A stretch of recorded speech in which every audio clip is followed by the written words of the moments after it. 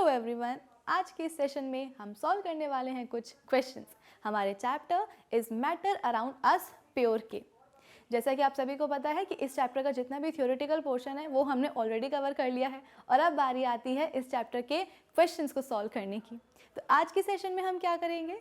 आज के सेशन में हम आपकी एनसीईआरटी बुक के पेज नंबर 15 एंड 18 पे जो भी इंटेक्स क्वेश्चंस दिए हैं ना, उनको हम करेंगे सॉल्व। तो चलिए फटाफट से आज के इस सेशन को हम कर लेते हैं start. So this is Vibhuti Khare, welcome to Magnet Brains, जहाँ पे आपको सभी चैप्टर्स के वीडियो लेक्चर्स मिलने वाले हैं बिल्कुल फ्री ऑफ कॉस्ट। यानी कि मैग्नेट ब्रेन्स में आपको 2 चैप्टर्स पढ़ने के बाद किसी भी तरह का पेमेंट करने की या पैकेज परचेज करने की ज़रूरत बिल्कुल भी नहीं है, क्योंकि मैग्नेट ब्रेन्स आप सब तक पहुँचा रहा है क्वालिटी एजुकेशन बिल्कुल फ्री ऑफ कॉस्ट। तो इसी अच्छी बात से हम स्टार्ट करते हैं आज का हमारा ये सेशन इंटेक्स क्वेश्चंस को के साथ। अब देखो, जैसे कि आपको पता है कि क्वेश्चंस को सॉल्व करने की हमारी अप्रोच क्या होती है कि हम क्वेश्चंस भी सॉल्व कर लें और साथ ही साथ उस पर्टिकुलर क्वेश्चन के साथ जो भी उसमें टॉपिक मेंशन है ना, उस टॉपिक को भी हम पूरा का पूरा क्या कर लें, रिवाइज कर लें। तो इससे 2 फायदे होते हैं, आपके क्वेश्चंस भी सॉल्व हो जाते हैं प्लस टॉपिक भी रिवाइज हो जाता है। तो क्वेश्चंस के फॉर्म में पूरा का पूरा चैप्टर भी रिवाइज होता जाता है। तो अभी तक जो हमारी क्वेश्चंस को सॉल्व करने की अप्रोच रही है, वही अप्रोच हमारी अभी भी इस चैप्टर के क्वेश्चंस को सॉल्व करने में भी रहेगी। ठीक है, तो सबसे पहले हम पेज नंबर 15 पे जो इंडेक्स क्वेश्चंस दिए हैं उनको हम सॉल्व कर लेते हैं, इसके बाद में 18 पर जाएंगे।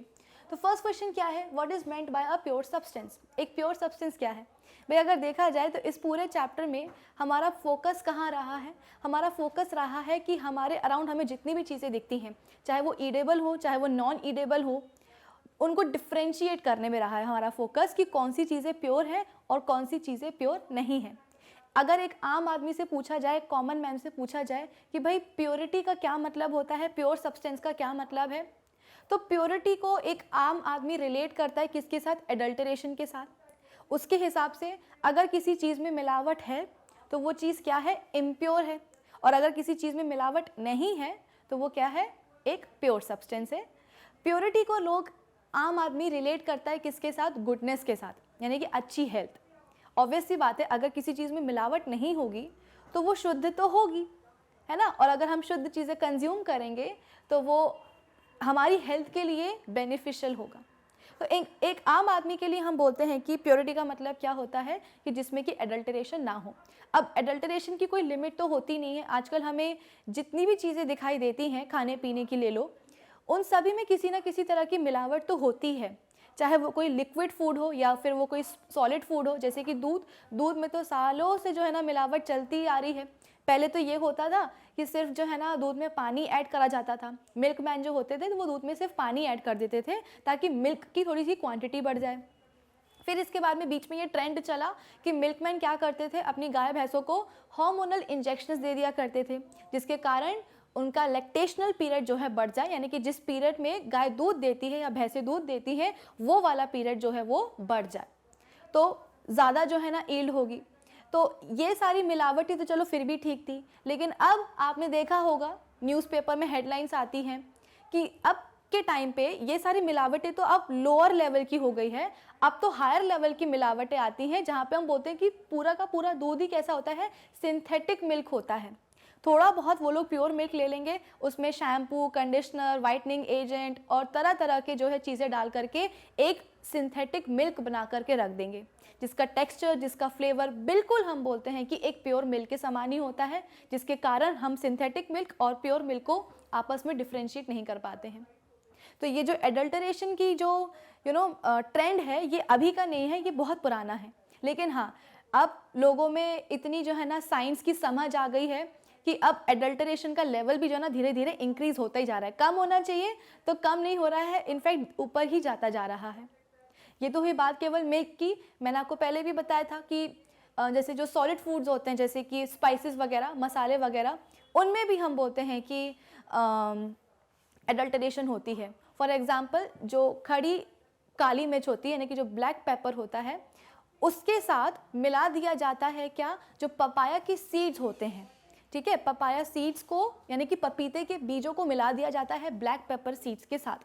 क्यों? क्योंकि ब्लैक पेपर, आप ये अपने घर में भी ट्राई करके देखना, ब्लैक पेपर और पपाया के जो बीज होते हैं वो देखने में ऑलमोस्ट काफ़ी सिमिलर होते हैं। दोनों ब्लैक कलर के होते हैं, दोनों का ही सरफेस जो ना थोड़ा सा अनइवन होता है, रेशे रेशे दोनों में प्रेजेंट होते हैं। तो ब्लैक पेपर हम बोलते हैं कि क्वांटिटी बढ़ाने के लिए ब्लैक पेपर के सीड्स में हम बोलते हैं कि पपाया के सीड्स का एडल्टरेशन कर दिया जाता है। तो ये एडल्टरेशन का, जैसे कि मैंने आपको बताया है कि ये जो ट्रेंड है ये अभी का नहीं है, ये बहुत पहले से चलता आ रहा है। इनफैक्ट हम बोलते हैं कि अब धीरे धीरे ये एडल्टरेशन का लेवल हर चीज़ में इंक्रीज होता जा रहा है। इसीलिए आज लोग ज़्यादा पैसा देकर भी वो चाहते हैं कि ज़्यादा पैसा देने के लिए भी तैयार हैं कि उनके पास एक प्योर सब्सटेंस है खाने पीने के लिए। ऑर्गेनिक फूड्स का आपने देखा होगा कि आजकल ट्रेंड चल रहा है। जब भी आप किसी शॉपिंग पे जाते हो, ग्रोसरी शॉपिंग पे, तो वहाँ पे जो है अलग से एक सेक्शन होता है ऑर्गेनिक स्टफ़ का, ऑर्गेनिक फूड का। ऑर्गेनिक दालें होती हैं, ऑर्गेनिक चावल होते हैं, ऑर्गेनिक स्पाइसेस होते हैं। वो थोड़े से कॉस्टली होते हैं, ठीक है, लेकिन हाँ उसमें ये गारंटी रहती है कि ये जो है प्योर हैं और इसमें किसी भी तरह की एडल्टरेशन नहीं है, इसलिए थोड़े से वो कॉस्टली भी हो जाते हैं। तो लोग, एक आम आदमी रिलेट करता है प्योरिटी को या प्योर सब्सटेंस को किसके साथ? एडल्टरेशन के साथ, कि जिसमें मिलावट ना हो। अब एक एग्जांपल से मैं आपको समझाती हूँ कि सपोज़ हमारे लिए एक मिल्क फैक्ट्री से आया हुआ या डेयरी फार्म से आया हुआ हमारे पास मिल्क है। अब उस मिल्क में किसी भी तरह की मिलावट नहीं है और वो फ्रेश भी है। मिलावट मतलब कि इनफैक्ट हमने पानी भी नहीं डाला है ना, जो मिल्कमैन ऐड करते हैं पानी, एडिशनल पानी वॉल्यूम बढ़ाने के लिए, क्वांटिटी बढ़ाने के लिए, वो भी नहीं किया है, बस डेयरी से आया हुआ ताज़ा ताज़ा मिल्क है। अब एक आम आदमी को दिखाओगे तो वो बोलेगा कि हाँ ये तो बड़ा प्योर मिल्क है। लेकिन अगर इस डेयरी से आए हुए फ्रेश मिल्क को आप किसी केमिस्ट के पास लेकर के जाओगे तो केमिस्ट साफ इनकार कर देगा कि ये जो आप मिल्क लेकर के आए हो ना, ये फ्रेश ज़रूर है लेकिन ये प्योर नहीं है। अब ये बात तो बड़ी अजीब हो गई कि जिस चीज़ को हम प्योर मान रहे हैं, केमिस्ट उस चीज़ को प्योर मानने के लिए तैयार ही नहीं है। ऐसा क्यों? क्योंकि आम आदमी और केमिस्ट का जो ओपिनियन है प्योर सब्सटेंस के लिए, जो डेफिनेशन है उनकी प्योर सब्सटेंस के लिए, वो बहुत अलग अलग हैं। अगर हम बात करें केमिस्ट की, तो केमिस्ट्री की भाषा में केमिस्ट ये बोलते हैं कि प्योर सब्सटेंस एक ऐसा सब्सटेंस है जिसके पास सिर्फ और सिर्फ एक ही टाइप का पार्टिकल्स हो, यानी कि एक सब्सटेंस जिसके पास केवल एक टाइप के पार्टिकल्स होंगे, उसी सब्सटेंस को हम क्या बोलेंगे कि हाँ भाई ये है क्या? एक प्योर सब्सटेंस। ठीक है, तो इसीलिए आम आदमी के लिए डेयरी से आया हुआ एक फ्रेश मिल्क भी उनके लिए प्योर है, लेकिन केमिस्ट के लिए वो इम्प्योर है। ऐसा क्यों? चलो केमिस्ट्री की भाषा में जो हम प्योर सब्सटेंस की जो डेफिनेशन देखते हैं उसको हम थोड़ा सा डिटेल में समझने की कोशिश करते हैं। तो हमने बोला कि एक ऐसा सब्सटेंस जिसके पास केवल एक ही टाइप के पार्टिकल्स होंगे, केवल वही प्योर सब्सटेंस कहलाएगा हमारी केमिस्ट्री में। अब ये जो बार बार पार्टिकल्स वर्ड का यूज़ हो रहा है, ये पार्टिकल्स होते क्या हैं? देखो यहाँ पे भी लिखा हुआ है only one type of particles. ये वन टाइप ऑफ पार्टिकल्स होते क्या हैं? ये हम बोलते हैं कि एटम्स भी हो सकते हैं और हम बोलते हैं कि ये मॉलिक्यूल्स भी हो सकते हैं। इनफैक्ट इनको हम क्या बोल सकते हैं? आयंस भी बोल सकते हैं। लेकिन क्या होता है ना, आयंस कंबाइन होकर के मॉलिक्यूल से बनाते हैं, ठीक है। ऑपोजिट चार्ज कैरी करने वाले जो आयंस होते हैं वो अट्रैक्ट हो जाएंगे और एक मॉलिक्यूल बना लेंगे। तो आप यहाँ पे पार्टिकल्स को सिर्फ क्या लिख सकते हो? एटम्स एंड मॉलिक्यूल्स भी लिख सकते हो। तो ये जो मैं बार बार बोल रही हूँ कि सब्सटेंस जिसके पास केवल एक ही टाइप का पार्टिकल होगा, ये पार्टिकल होते कौन है? ये पार्टिकल्स होते हैं एटम्स या मॉलिक्यूल्स। यानी कि वो सब्सटेंस जो जिसके पास केवल एक टाइप के एटम्स होंगे, वो सब्सटेंस क्या होगा? प्योर होगा। और एक सब्सटेंस जिसके पास केवल एक टाइप के मॉलिक्यूल्स होंगे, उसको भी हम क्या बोलेंगे? प्योर सब्सटेंस बोलेंगे। ठीक है, जैसे कि हम एग्जांपल लें किसका? गोल्ड का। गोल्ड क्या होता है? एक मेटल होता है, ठीक। गोल्ड मेटल को अगर आप उसके अंदर जाकर के देखोगे तो आपको गोल्ड मेटल में सिर्फ और सिर्फ गोल्ड के एटम्स ही दिखाई देंगे, है ना, सिर्फ और सिर्फ गोल्ड के एटम्स ही दिखाई देंगे। तो क्या हम बोले कि हमारा जो गोल्ड मेटल है वो प्योर है? एग्जैक्टली, गोल्ड क्या है? एक प्योर सब्सटेंस है। आज के टाइम पे हमारे पास टोटल 118 एलिमेंट्स होते हैं। ये जिस गोल्ड का हमने एग्जांपल लिया है, गोल्ड क्या है? एक मेटल है। मेटल होने के साथ साथ गोल्ड है क्या? गोल्ड एक एलिमेंट है। तो जैसे कि मैंने आपको बताया कि आज के समय में हमारे पास टोटल 118 एलिमेंट्स होते हैं और गोल्ड उन 118 एलिमेंट में से एक एलिमेंट है, ठीक है। इनमें से 90 एलिमेंट्स ऐसे होते हैं जो कि नेचुरली नेचर में एग्जिस्ट करते थे और 28 एलिमेंट्स ऐसे हैं जिनको साइंटिस्ट ने सिंथेसाइज किया है लैब्स में थ्रू सूटेबल केमिकल रिएक्शंस। तो 90 एलिमेंट्स ऑलरेडी नेचर में थे और 28 को सिंथेसाइज किया गया है, कंबाइन करके आज के टाइम पे हमारे पास 118 एलिमेंट्स हैं। और ये सभी के सभी 118 एलिमेंट्स क्या हैं भाई? ये प्योर सब्सटेंस है। कैसे? हर एक एलिमेंट के पास सिर्फ और सिर्फ उसके ही एटम्स होंगे। अभी तो हमने गोल्ड का एग्जाम्पल लिया था। अगर हम बात करें किसकी? कार्बन की। कार्बन जो कि एक मोस्ट वर्सेटाइल एलिमेंट होता है। कार्बन के अगर आप अंदर झाँक करके देखोगे, कार्बन एक नॉन मेटल होता है, ठीक है। कार्बन की जब अगर आप अंदर जा करके देखोगे तो आपको क्या दिखाई देगा? सिर्फ और सिर्फ कार्बन के एटम्स ही दिखाई देंगे। ऐसा कभी नहीं होगा कि कार्बन एलिमेंट को खोल के देखा तो 4 उसके एटम्स कार्बन के निकल के आ गए और 5 गोल्ड के निकल के आ गए। अगर हम किसी एक एलिमेंट की बात कर रहे हैं ना, तो उस एक एलिमेंट के पास सिर्फ और सिर्फ उसी के ही एटम्स होंगे। कोई और दूसरे एलिमेंट के एटम्स उसके पास कभी नहीं आने वाले हैं। इसलिए एटम्स, ये सभी एलिमेंट्स, ये सभी के सभी जो 118 एलिमेंट्स हैं, ये कैसे होते हैं? प्योर सब्सटेंस होते हैं। क्यों? क्योंकि उनके पास हमेशा एक ही टाइप के एटम्स प्रेजेंट होंगे। अब फिर इसके बाद में हमने अपने प्रीवियस सेशंस में हमने बात करी थी कि जो एलिमेंट्स होते हैं उनको हम फर्दर कैटेगराइज करते हैं 3 कैटेगरीज में, ठीक है। सपोज हमारे पास बहुत सारे क्या थे? एलिमेंट्स थे, इतने सारे एलिमेंट्स थे, है ना। फिर इसके बाद में क्या हुआ कि कुछ एलिमेंट्स ऐसे थे जो कि आपस में सिमिलर प्रॉपर्टीज शो कर रहे थे। तो उन सिमिलर प्रॉपर्टीज शो करने वाले एलिमेंट्स का एक ग्रुप बना दिया गया और उसको नाम दिया क्या? मेटल। फिर इसके बाद में जो रिमेनिंग एलिमेंट्स थे, रिमेनिंग एलिमेंट्स में से भी कुछ एलिमेंट्स ऐसे थे जो कि आपस में सिमिलर प्रॉपर्टी शो कर रहे थे। आपस में सिमिलर प्रॉपर्टी शो कर रहे थे, लेकिन जिन एलिमेंट्स को हमने मेटल्स की कैटेगरी में रखा है ना, उनसे उनकी प्रॉपर्टीज मिलती नहीं थी। क्या आप इस चीज़ को समझ रहे हैं? मैंने क्या बोला? मैंने बोला आपसे कि हमारे पास कुछ एलिमेंट्स थे। देखो ये ना धीरे धीरे, जैसे कि मैंने आपको बोला कि आज के टाइम पे हमारे पास 118 एलिमेंट्स थे, हैं, मतलब हमेशा से इतने सारे एलिमेंट्स नहीं रहे हैं। तो हुआ क्या कि जितने भी उस टाइम पे साइंटिस्ट के पास एलिमेंट्स थे, उन एलिमेंट्स में से कुछ एलिमेंट्स ऐसे थे जो कि आपस में सिमिलर प्रॉपर्टीज एग्जिबिट करते थे। तो सिमिलर प्रॉपर्टीज एग्जिबिट करने वाले एलिमेंट्स का एक ग्रुप बनाया गया और उस ग्रुप का नाम दे दिया गया मेटल्स। जो रिमेनिंग एलिमेंट्स थे, रिमेनिंग एलिमेंट्स में से भी कुछ एलिमेंट्स ऐसे थे जो कि आपस में सिमिलर प्रॉपर्टी शो करते थे, आपस में करते थे, लेकिन मेटल्स की कैटेगरी में आने वाले एलिमेंट्स के साथ नहीं करते थे। इसीलिए रिमेनिंग एलिमेंट्स में से जो सिमिलर प्रॉपर्टी शो करते थे, उन एलिमेंट्स का जो है अलग से ग्रुप बनाया और उस ग्रुप को नाम दे दिया क्या हमने? Non metals. ठीक, तो 2 कैटेगरीज आ गई हमारी एलिमेंट्स की, एक हो गया मेटल और एक हो गया नॉन मेटल्स। लेकिन ये 2 कैटेगरीज को बनाने के बावजूद कुछ एलिमेंट्स ऐसे बचे जिनकी प्रॉपर्टीज एग्जैक्टली ना ही मेटल्स जैसी थी और ना ही पूरे तरीके से नॉन मेटल्स जैसी थी, है ना। कुछ एलिमेंट्स ऐसे बच गए नॉन मेटल्स और मेटल्स कैटेगरी को बनाने के बाद कि जिनकी प्रॉपर्टीज ना ही एंटायरली मेटल्स जैसी थी कि उनको मेटल्स की कैटेगरी में रख दो, और ना ही उनकी प्रॉपर्टीज एंटायरली नॉन मेटल से सिमिलर थी कि उनको नॉन मेटल्स की कैटेगरी में रख दो। उनकी जो प्रॉपर्टी थी ना, वो मिली जुली थी, बीच की थी ना। आप बोल सकते हो कि 1-2 प्रॉपर्टी वो ले सकते हैं मेटल्स की और 1-2 प्रॉपर्टी हम बोलते हैं कि वो ले सकते हैं नॉन मेटल्स की। तो मिली जुली प्रॉपर्टीज थी। अब साइंटिस्ट परेशान हो गए कि अब इनका क्या करें? ना ये मेटल्स की कैटेगरी में फिट बैठ रहे हैं, ना ये नॉन मेटल्स की कैटेगरी में फिट बैठ रहे हैं, तो इनका करें क्या? तो फिर साइंटिस्ट ने सजेस्ट किया कि भाई इतनी टेंशन लेने की ज़रूरत ही नहीं है, एक काम करते हैं ना, इनका अलग से ग्रुप बना देते हैं जिनकी कैसी है? मिली जुली प्रॉपर्टीज़ हैं। तो उन मिली जुली प्रॉपर्टीज़ को शो करने वाले एलिमेंट्स का हमने एक अलग से कैटेगरी बनाई और उस कैटेगरी का नाम हमने रखा क्या? मेटेलॉइड्स। तो इस तरीके से जितने भी एलिमेंट्स हैं उस समय थे और आज हैं, उन सभी एलिमेंट्स को 3 कैटेगरीज में कैटेगराइज कर दिया: metals, non metals and metalloids.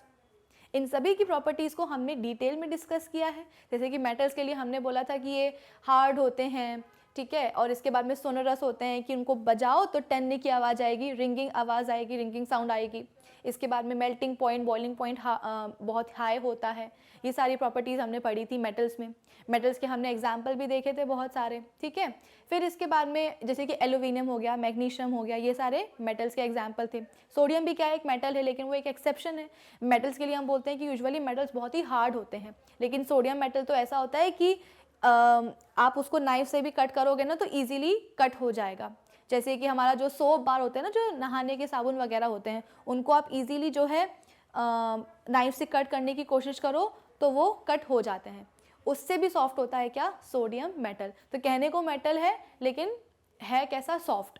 फिर इसके बाद में नॉन मेटल्स की भी हमने कई सारी प्रॉपर्टीज़ पढ़ी थी कि सॉफ्ट होते हैं, ब्रिटल होते हैं, ठीक है। फिर इसके बाद में मेल्टिंग एंड बॉइलिंग पॉइंट भी इनका कम होता है, अच्छे कंडक्टर नहीं होते हैं हीट एंड इलेक्ट्रिसिटी के, सोनरस भी नहीं होते हैं, मेलेबल भी नहीं होते हैं, डक्टाइल भी नहीं होते हैं। मेटल्स के लिए हमने बोला था कि मेलेबल होते हैं, डक्टाइल होते हैं, ये सारी तमाम प्रॉपर्टीज़ हमने पढ़ी थी। एक्सेप्शन तो देखो हर कहीं होते हैं, ठीक है। कार्बन जो कि हम बोलते हैं कि एक नॉन मेटल है, कार्बन से ही बनने वाला जो डायमंड है वो हार्डेस्ट नेचुरल सब्सटेंस नोन है ना। लेकिन देखा जाए तो डायमंड बना किसका है? कार्बन का है। कार्बन क्या है? एक नॉन मेटल है। तो डायमंड को भी क्या होना चाहिए था? सॉफ्ट होना चाहिए था, ब्रिटल होना चाहिए था, लेकिन वो एक एक्सेप्शन है ना। फिर इसके बाद में हम बात करते हैं किसकी? मेटेलॉइड्स की। तो मेटेलॉइड्स में जैसे कि मैंने आपको बताया कि मिली जुली प्रॉपर्टीज़ होती हैं।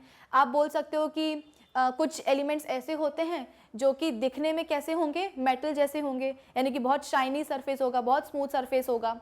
और नॉन मेटल्स की तरह कैसे होते हैं? ब्रिटल होते हैं, कि दिखने में मेटल्स जैसे रहेंगे, शाइनी सरफेस रहेगा, और जैसे ही उनको हाथ से तोड़ने की कोशिश करोगे तो हाथ से टूट भी जाएंगे। तो नॉन मेटल्स की तरह कैसे हैं? ब्रिटल हैं, ठीक है।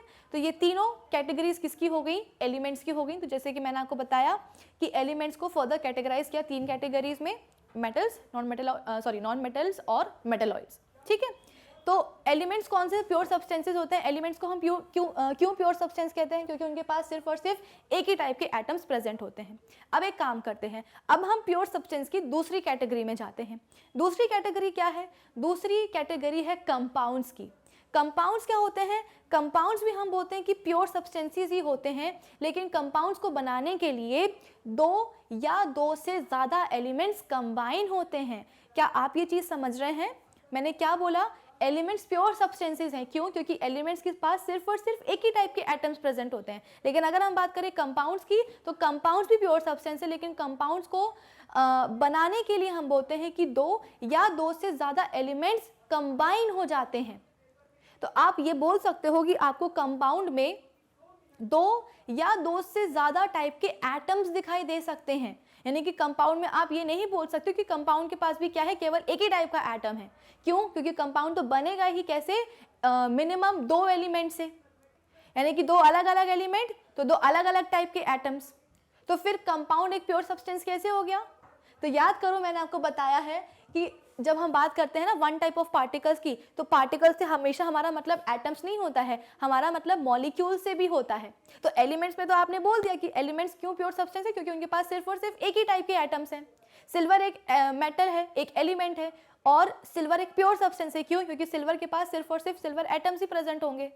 लेकिन अगर हम बात करें कंपाउंड की, तो कंपाउंड को बनाने के लिए तो मिनिमम 2 एलिमेंट्स चाहिए ही, यानी कि 2 अलग अलग एटम्स, टाइप के एटम्स। लेकिन फिर भी वो एक प्योर सब्सटेंस है। क्यों? क्योंकि उस कंपाउंड में हमेशा हमको एक ही टाइप का मॉलिक्यूल दिखाई देने वाला है, ठीक है। एग्जाम्पल हम ले लेते हैं। एग्जाम्पल के लिए हमने बोला क्या? पानी।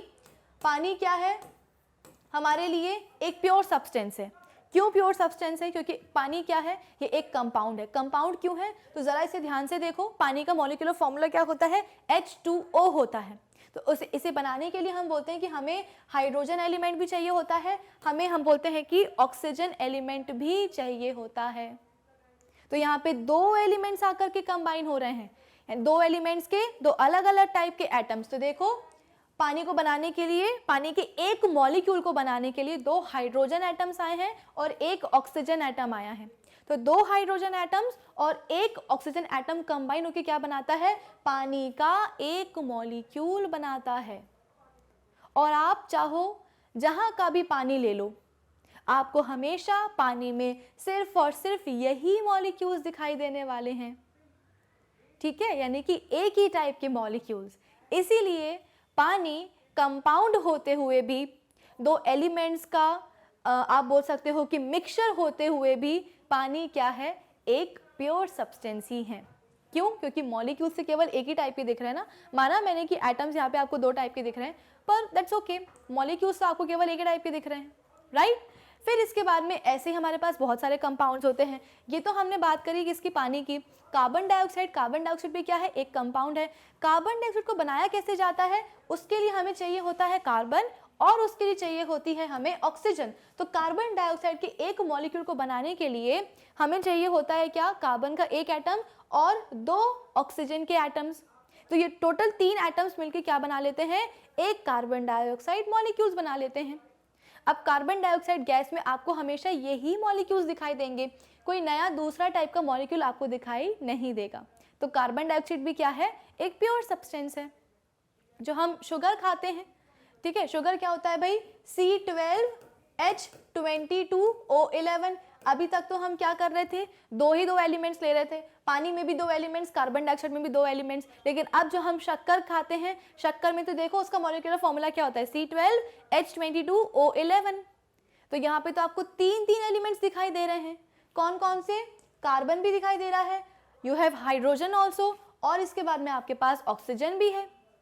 तो यहाँ पे हमने देखा कि 3 अलग अलग एलिमेंट्स आकर के कंबाइन हो रहे हैं। इन तीनों एलिमेंट्स के 3 अलग अलग टाइप के एटम्स मिलकर के एक कंपाउंड बना रहे हैं, लेकिन फिर भी वो कंपाउंड क्या कहलाएगा, प्योर कहलाएगा। क्यों, क्योंकि शुगर, आप कोई सी भी शुगर ले लो, आपको हमेशा यही वाला मॉलिक्यूल शुगर में दिखाई देने वाला है, यानी कि सिर्फ एक ही टाइप का पार्टिकल, सिर्फ एक ही टाइप का मॉलिक्यूल। तो ऐसे सब्सटेंस को तो हमें प्योर सब्सटेंस बोलना ही पड़ेगा ना, ठीक है। कंपाउंड्स की कुछ और भी बेसिक प्रॉपर्टीज थी, जैसे कि हम बोलते हैं कि हमने बोला कि एलिमेंट्स कंबाइन होकर के कंपाउंड बनाते हैं। तो ये जो एलिमेंट्स कंबाइन होते हैं ना, ये एक डेफिनेट प्रपोर्शन में, एक डेफिनेट मास, एक डेफिनेट रेशियो में ऑफ देयर मासेस कंबाइन होते हैं। फॉर एग्जांपल अगर मैं बात करूं किसकी, पानी की, तो पानी के में हम बोलते हैं कि हाइड्रोजन के एक एटम का मास कितना होता है, 1U होता है। एक मॉलिक्यूल को बनाने के लिए कितने हाइड्रोजन एटम्स लग गए, 2 लग गए, तो 2 हाइड्रोजन एटम्स का मास कितना होगा, 2U हो गया। ऑक्सीजन के एक एटम का मास कितना होता है, 16U होता है, ठीक है। तो यहाँ पे हम क्या कर रहे हैं, हाइड्रोजन और ऑक्सीजन एटम्स के मासेस का हम रेशियो निकालते हैं। तो कितना आ जाएगा, U से U कैंसिल आउट हो गया, 2 1 2, 2 8 16, ये कितना हुआ, 1:8। ये क्या आया है, ये आया है हाइड्रोजन और ऑक्सीजन के एटम्स का मास का रेशियो। तो जब भी पानी बनाना होगा ना, हमेशा इसी मास के रेशियो को फॉलो किया जाएगा। ये एक डेफिनेट रेशियो है हाइड्रोजन और ऑक्सीजन एटम्स के मासेस का, और हमेशा जब भी हाइड्रोजन और ऑक्सीजन एटम्स आकर के कंबाइन होंगे पानी को बनाने के लिए, तो हमेशा इसी रेशियो को फॉलो करेंगे। यानी कि पानी को बनाने के लिए 1 पार्ट चाहिए है हाइड्रोजन का और 8 पार्ट्स चाहिए हैं किसके, ऑक्सीजन के।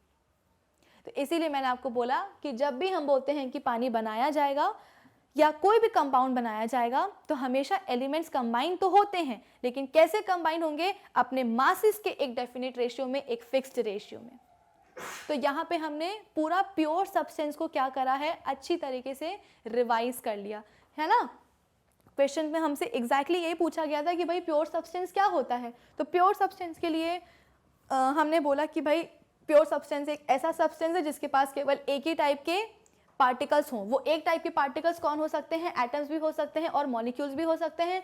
सिल्वर हम बोलते हैं कि प्योर क्यों है, क्योंकि उसके पास सिर्फ और सिर्फ सिल्वर एटम्स होते हैं। पानी एक प्योर सब्सटेंस क्यों है, क्योंकि उसके पास सिर्फ और सिर्फ वाटर मॉलिक्यूल्स होते हैं, यानी कि H2O। All the constituent particles of a pure substance have same chemical nature. Chemical nature सबका एक जैसा होगा। Also chemical constituents can not be separated by any physical process. अगर आप सोचोगे कि आपके पास ये जो कार्बन डाइऑक्साइड है, ये जो पानी है, ये जो शुगर के जो कॉन्स्टिट्यूएंट एलिमेंट्स हैं, इनको जो है ना, अगर आप किसी फिजिकल मेथड से सेपरेट करने की कोशिश करो तो ये कभी भी पॉसिबल नहीं है। एग्जाम्पल मैं आपको दे देती हूँ मैं। सपोज आपके पास क्या है, थोड़ा सा आयरन फाइलिंग्स है, यानी कि आयरन का पाउडर है। इसके बाद में हम बोलते हैं कि हमारे पास क्या है, थोड़ा सा सल्फर का भी पाउडर है। आयरन और सल्फर दोनों क्या है, एलिमेंट्स हैं, और ये दोनों एलिमेंट्स आपस में आकर के कंबाइन हो रहे हैं, ठीक है। कंबाइन हुए, इसके बाद में हम बोलते हैं कि ये क्या है, आयरन फाइलिंग्स है, आयरन का पाउडर है, और ये क्या है, सल्फर पाउडर है। अब दोनों ने आकर के क्या करा, कंबाइन किया, ठीक है। कंबाइन करने के बाद हम बोलते हैं कि इनका कॉम्बिनेशन होता कैसे है। कॉम्बिनेशन हम बोलते हैं कि केमिकल रिएक्शन के थ्रू ही होगा। मतलब अगर आप ये सोचो कि आप एक बोल में आयरन फाइलिंग्स और सल्फर पाउडर लेकर के मिक्स करके रख दोगे और वो कंपाउंड बन जाएगा, तो वो पॉसिबल नहीं है। वो सिर्फ एक खिचड़ी बनेगी, वो सिर्फ एक मिक्सचर बनेगा। अगर आपको कंपाउंड बनाना है ना, तो आपको क्या करना पड़ेगा, इनके बीच में कोई केमिकल रिएक्शन करानी पड़ेगी। कुछ नहीं तो एक काम करो, दोनों ही जो आपने मिक्सचर बनाया, जो आपने खिचड़ी बनाई है ना, उसको आप हीट कर दो। जब आप हीट करोगे तो केमिकल रिएक्शंस होंगी, केमिकल रिएक्शन के कारण हम बोलते हैं कि कंपाउंड बन जाएगा, और उस कंपाउंड को हम क्या कहते हैं, फेरस सल्फाइड कहते हैं। क्या कहेंगे उसको, हम फेरस सल्फाइड कहेंगे। ठीक है, अब ये जो फेरस सल्फाइड जो आपके पास कंपाउंड आया है, इसमें से अगर आप सोचो कि भाई इसमें आयरन है, और हमको पता है कि आयरन को सबसे अच्छा अट्रैक्ट कौन कर सकता है, मैग्नेट कर सकता है। ठीक है, तो आप इस फेरस सल्फाइड के पास जो है एक मैग्नेट लेकर के आए हो कि भाई इस मैग्नेट से हम क्या करेंगे, फेरस सल्फाइड कंपाउंड से पूरा का पूरा आयरन खींच लेंगे। तो ऐसा कभी नहीं हो पाएगा, है ना। क्यों? क्योंकि जैसे यहाँ पे लिखा हुआ है कि जो केमिकल कॉन्स्टिट्यूएंट्स होते हैं कंपाउंड्स के, प्योर सब्सटेंस के, उनको आप फिजिकल प्रोसेस से या फिजिकल मेथड से सेपरेट नहीं कर सकते हो। एलिमेंट्स कंबाइन भी कैसे होते हैं, केमिकली होते हैं, अपनी मासेस के एक डेफिनेट रेशियो में, फिक्स प्रोपोर्शन में होते हैं। एट द सेम टाइम अगर आप उन कंपाउंड्स के कॉन्स्टिट्यूएंट एलिमेंट्स को अगर आप सेपरेट करना चाहते हो, तो मैग्नेट जैसे फिजिकल प्रोसेस या फिजिकल मेथड से आप सेपरेट नहीं कर पाते हो। प्लस हम बोलते हैं कि कंपाउंड के केस में ऐसा होता है कि कंपाउंड्स की जो प्रॉपर्टीज़ होती है ना, वो उनके कॉन्स्टिट्यूएंट एलिमेंट से अलग होती है। जैसे कि जब इनिशियली आपके पास आयरन फाइलिंग्स थी और सल्फर पाउडर था, अगर आप ये जो आपके पास आयरन फाइलिंग्स थी, इनको अगर आप क्या करो, मैग्नेट से अट्रैक्ट कराना चाहो, तो इनिशियली मैग्नेट जो है पूरी की पूरी आयरन फाइलिंग्स को अट्रैक्ट कर सकता था। लेकिन जैसे ही हुआ क्या कि इन आयरन फाइलिंग्स ने एक कंपाउंड बना दिया, तो इस कंपाउंड की प्रॉपर्टी अलग अलग हो गई। इसीलिए जब आप मैग्नेट लेकर के आए ना, तो मैग्नेट फेरस सल्फाइड में जो आयरन फाइलिंग्स प्रेजेंट थी उसको अट्रैक्ट नहीं कर पाया। क्यों? क्योंकि जो कंपाउंड बना है, इसकी प्रॉपर्टीज इसके कॉन्स्टिट्यूएंट एलिमेंट से एंटायरली अलग होती है, डिफरेंट होती है। तो आई होप प्योर सब्सटेंस का जो ये क्वेश्चन है वो आप सभी को अच्छी तरीके से समझ में आ गया होगा। एक पिक्चर भी चाहो तो आप यहाँ पे देख सकते हो। यहाँ पे एक फ्लो चार्ट दिया गया है कि मैटर, जो कि हम फर्स्ट चैप्टर से पढ़ते आ रहे हैं, मैटर को हम डिवाइड कर सकते हैं दो कैटेगरीज में, प्योर सब्सटेंसेस में और मिक्सचर में। ठीक है, प्योर सब्सटेंसेस में we have elements and we have compounds. तो एलिमेंट्स में देखो आपके पास सिर्फ और सिर्फ एक ही टाइप के आपको एटम्स दिखाई देंगे, इसीलिए एलिमेंट क्या है, प्योर सब्सटेंस है। फिर जब हम बात करेंगे कंपाउंड की, तो कंपाउंड में आप बोल सकते हो कि दो या दो से ज़्यादा एलिमेंट्स आपस में आकर के कंबाइन होंगे, केमिकली कंबाइन होते हैं, तब जाके वो कंपाउंड बनाते हैं। तो दो अगर एलिमेंट्स आ रहे हैं, यानी कि आपके पास कितने टाइप के एटम्स होंगे, दो टाइप के एटम्स होंगे। तो ये देखो यहाँ पे हो क्या रहा है, यहाँ पे मॉलिक्यूल बनाया जा रहा है। मॉलिक्यूल कैसे बन रहा है, दो अलग अलग टाइप के एटम से मिलके बन रहा है। तो पूरे कंपाउंड में आपको केवल एक ही टाइप के मॉलिक्यूल्स दिखाई देंगे, इसीलिए कंपाउंड क्या है भाई, एक प्योर सब्सटेंस है। ठीक है, आई होप ये वाला टॉपिक, ये वाला क्वेश्चन आप सभी को समझ में आ गया होगा। अब हम चलते हैं कहाँ, अपने नेक्स्ट क्वेश्चन पे। नेक्स्ट क्वेश्चन क्या है, अब नेक्स्ट क्वेश्चन क्या बोल रहे हैं हमसे, list the points of differences between homogeneous and heterogeneous mixtures. Homogeneous और हेट्रोजेनस मिक्सचर्स के बीच में डिफरेंसेस हमें बताने हैं। तो सबसे पहले तो आपको ये पता करना होगा कि भाई होमोजेनस और हेट्रोजेनस मिक्सचर आए कहाँ से हैं। तो अभी तक हमने फर्स्ट क्वेश्चन में प्योर सब्सटेंसेस को हमने डिस्कस कर लिया, और अब बारी आती है इम्प्योर सब्सटेंसेस को डिस्कस करने की। तो आपको क्या लगता है कि इम्प्योर सब्सटेंस की डेफिनेशन क्या हो सकती है? भाई जो हमने डेफिनेशन प्योर सब्सटेंसेस की पढ़ी है उसी को उल्टा कर दो, तो वो इम्प्योर सब्सटेंसेस की डेफिनेशन बन जाएगी। प्योर सब्सटेंसेस में हमने बोला कि सब्सटेंस के पास केवल एक ही टाइप के पार्टिकल्स होने चाहिए, तभी वो प्योर कहलाएगा। तो इम्प्योर के लिए हम क्या बोल देंगे कि ऐसा सब्सटेंस जिसके पास एक से ज़्यादा टाइप के पार्टिकल्स हों, उनको हम क्या बोलेंगे, इम्प्योर सब्सटेंसेस कहेंगे। ठीक है, अब ध्यान से समझिएगा, मैंने आपको बताया है कि पार्टिकल्स हम किसे कहते हैं, पार्टिकल्स हम कहते हैं एटम्स को या मॉलिक्यूल्स को, है ना। यही बताया मैंने आपको कि पार्टिकल्स हम किसे कहते हैं, एटम्स को कहते हैं या मॉलिक्यूल्स को कहते हैं। तो प्योर सब्सटेंस की हमने अभी अभी दो कैटेगरीज पढ़ी हैं, एक हमने पढ़ा कौन सा, एलिमेंट्स पढ़ा, और दूसरा हमने कंपाउंड्स पढ़ा। तो एलिमेंट्स प्योर सब्सटेंस क्यों है, क्योंकि उनके पास सिर्फ और सिर्फ एक ही टाइप के एटम्स प्रेजेंट होते हैं। फिर इसके बाद में हम पहुंचे कहाँ, कंपाउंड पे। तो कंपाउंड में हमने बोला कि कंपाउंड्स प्योर सब्सटेंस क्यों है, क्योंकि उनके पास सिर्फ और सिर्फ एक ही टाइप के मॉलिक्यूल्स प्रेजेंट हैं। मॉलिक्यूल्स मतलब क्या कि एटम्स का एक ग्रुप। भाई एटम्स क्या करते हैं, आपस में फ्रेंडशिप करते हैं, दोस्ती बनाते हैं, ठीक है, दोस्ती करते हैं और एक ग्रुप बना लेते हैं, और एटम्स के इसी ग्रुप को हम क्या बोलते हैं, मॉलिक्यूल नाम दे देते हैं। अब ये कोई स्ट्रिक्ट रूल नहीं होता है कि एक मॉलिक्यूल को बनाने के लिए कितने एटम्स कंबाइन हो सकते हैं। जितने एटम्स चाहें उतने एटम्स कंबाइन होकर के एक मॉलिक्यूल बना सकते हैं।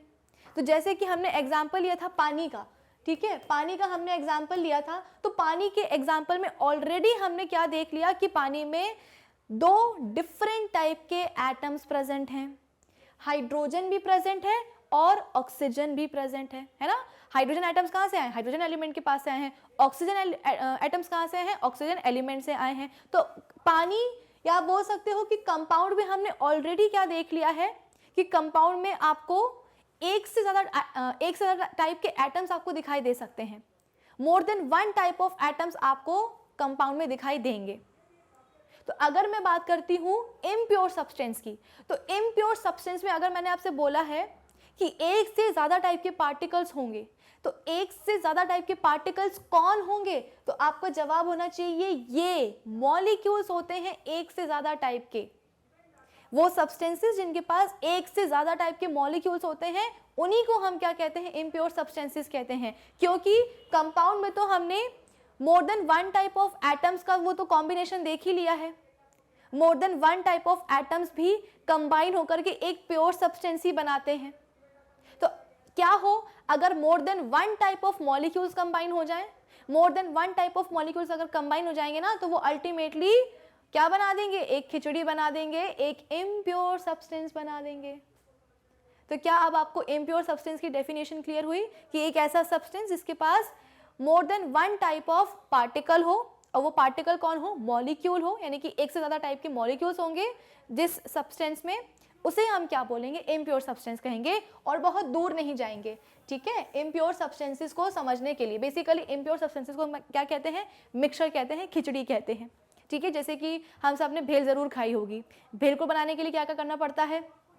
पफ्ड राइस लेना पड़ता है, उसमें अलग अलग टाइप की चटनी डालनी पड़ती है, टोमेटो जाता है, और क्या क्या जाता है? अनियन वगैरह जाता है। तो कितनी सारी चीज़ें मिला करके हम क्या बनाते हैं? एक भेल बनाते हैं। भेल में आपके पास अनियन भी है, टमाटो भी है, जाने क्या क्या प्रेजेंट होता है उसमें। तो भेल को आप क्या बोलोगे? एक मिक्सचर ही तो बोलोगे ना।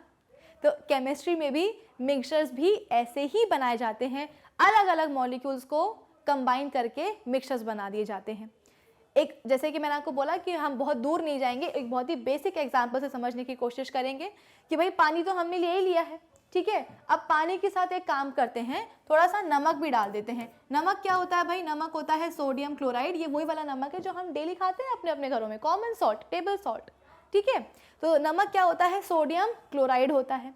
अब देखा जाए तो हमारा जो पानी है वो भी क्या है? एक प्योर सब्सटेंस है। क्यों? क्योंकि एक कंपाउंड है ना।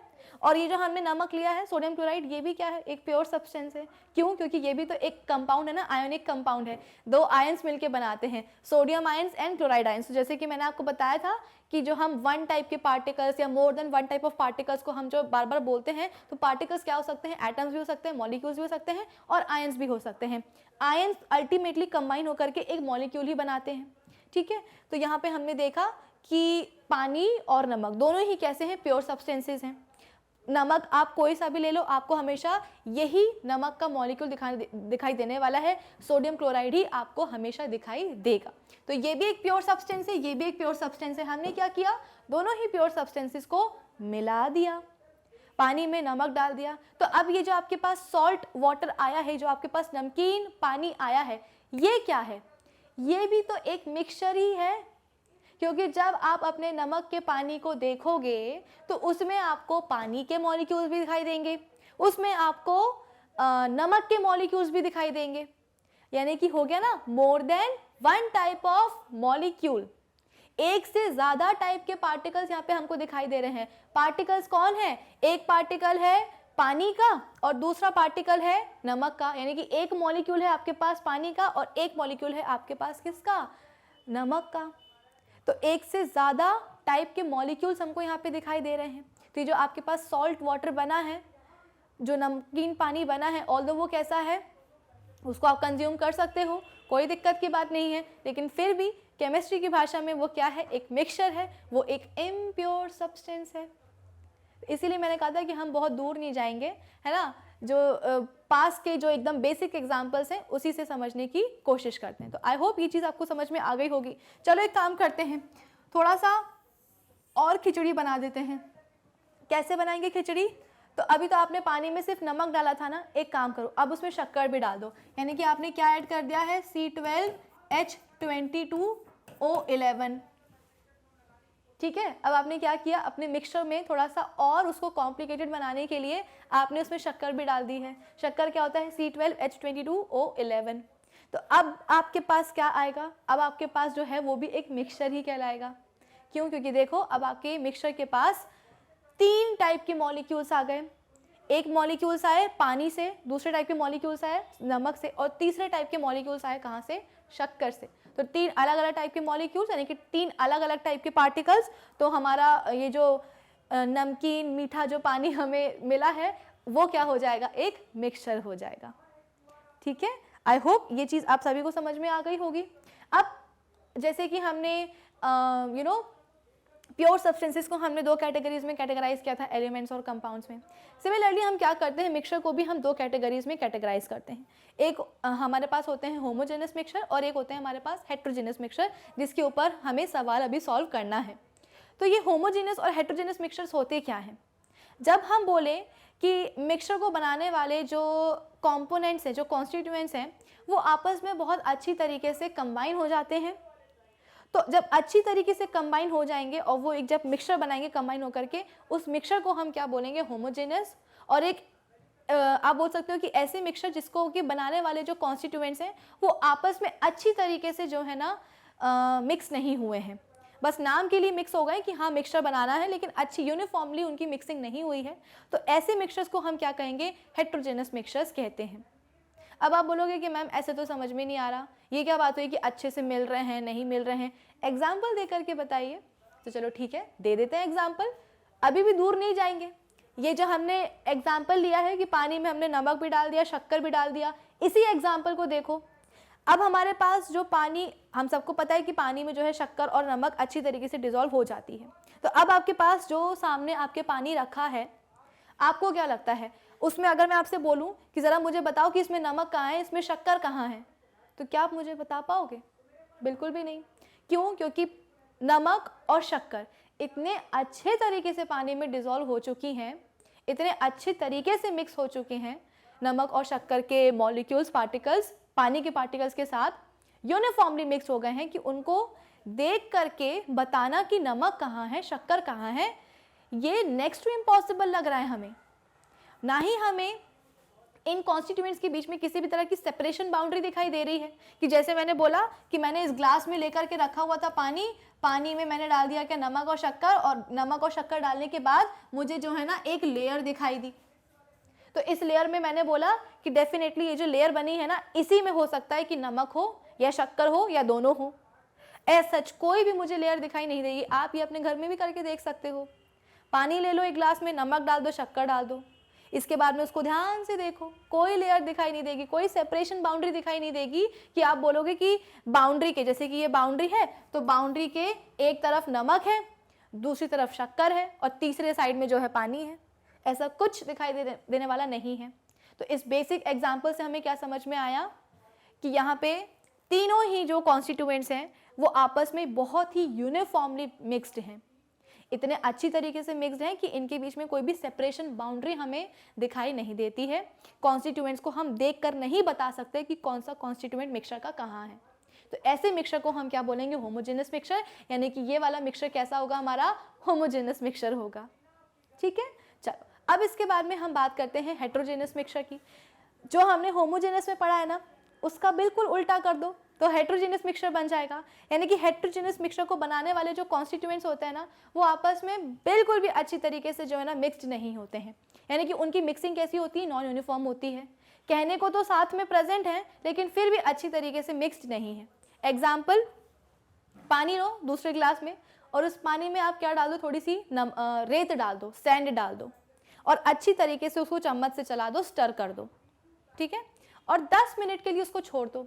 10 मिनट बाद जब आप उसको फिर से देखोगे तो आपको कुछ इस तरीके का चीज़ आपको देखने को मिलेगी कि ये रहा आपका ग्लास, ग्लास में रखा था पानी और पानी में नीचे की तरफ आप बोल सकते हो कि इस तरीके से पूरी जो रेत होगी, पूरी जो सैंड होगी, वो नीचे जाकर के बैठ गई होगी। पानी में हमने रेत डाला था और रेत को अच्छी तरीके से मिक्स भी कर दिया था। ऐसा नहीं कि हमने इसके साथ पार्शियलिटी करी थी और रेत को हमने पानी में अच्छी तरह से मिक्स नहीं किया था, अच्छे से किया था मिक्स, लेकिन जैसे ही 10 मिनट के लिए छोड़ दिया इसको, हम कुछ करने लगे, किसी काम में बिजी हो गए, वापस आकर के देखा कि रेत तो पूरी की पूरी नीचे बैठ गई है। अब मैं अगर आपसे बोलूँ इस मिक्सचर में, मिक्सचर ही तो बनाया है हमने, कि ज़रा मुझे बताओ कि पानी कहाँ है, रेत कहाँ है, तो आप बोलोगे कि मैम इसमें कौन सी बड़ी बात है, क्लियरली दिखाई दे रहा है कि रेत नीचे है और पानी ऊपर है। ये कैसे आपको समझ में आया? क्योंकि एक सेपरेशन बाउंड्री बन चुकी है, लेयर्स बन चुकी हैं, रेत ने अपनी लेयर बना ली, पानी ने अपनी लेयर बना ली। तो कहने को क्या है कि दोनों साथ में ही हैं, लेकिन दोनों अभी भी देखो ना, दोनों तो साथ में ही है। ऐसा थोड़ी है कि रेत जो है पानी में डिसॉल्व नहीं हो सकती। तो जैसे ही आपने पानी में रेत डाली, रेत उचक के बाहर आ गई और वो बोलेगी कि अरे भैया ये तो पानी है, इसमें तो हम कभी डिसॉल्व हो ही नहीं सकते, तो इसके साथ हम प्रेजेंट हो क्यों? ऐसा कभी नहीं होगा। प्रेजेंट तो वो होगी, साथ साथ में वो अभी भी हैं, लेकिन फिर भी सेपरेशन बाउंड्री क्लियरली दिखाई दे रही है। तो ऐसे मिक्सचर को हम क्या बोलेंगे? ऐसे मिक्सचर को हम बोलेंगे, कहाँ गया, हेटेरोजेनस मिक्सचर। ठीक है, तो अब मुझे लगता है कि शुरुआत हमने करी थी प्योर सब्सटेंस से, प्योर सब्सटेंस की बात हमने पूरी कर ली। फिर हम आए किस पे? इम्प्योर सब्सटेंस पे। इम्प्योर सब्सटेंसेस को हम मिक्सचर्स कहते हैं। मिक्सचर की हमने दो कैटेगरीज डिस्कस करी, होमोजेनियस और हेटेरोजेनियस। अब फर्दर होमोजेनियस और हेटेरोजेनियस के बारे में थोड़ी सी और इन्फॉर्मेशन लेते हैं। ठीक है, तो यहाँ पे हम बोलते हैं कि होमोजेनियस मिक्सचर में it has a uniform composition through out its mass, यानी कि पूरे मास में जो है आपको, मिक्सचर के मास में आपको कॉम्पोजिशन यूनिफॉर्म ही दिखेगी। जैसे कि हमने नमक, शक्कर और पानी का एग्जाम्पल लिया था, तो मैंने आपको बताया कि ये तीनों जो मिक्सचर बनाते हैं वो एक होमोजेनियस है। आप इस पानी में से, इस पानी की आप एक सिप ले लो, एक घूंट इसका पी लो, तो इक्वली आपको जो है ना नमकीन भी समझ में आएगा, इक्वली आपको एक स्वीट फ्लेवर भी समझ में आएगा।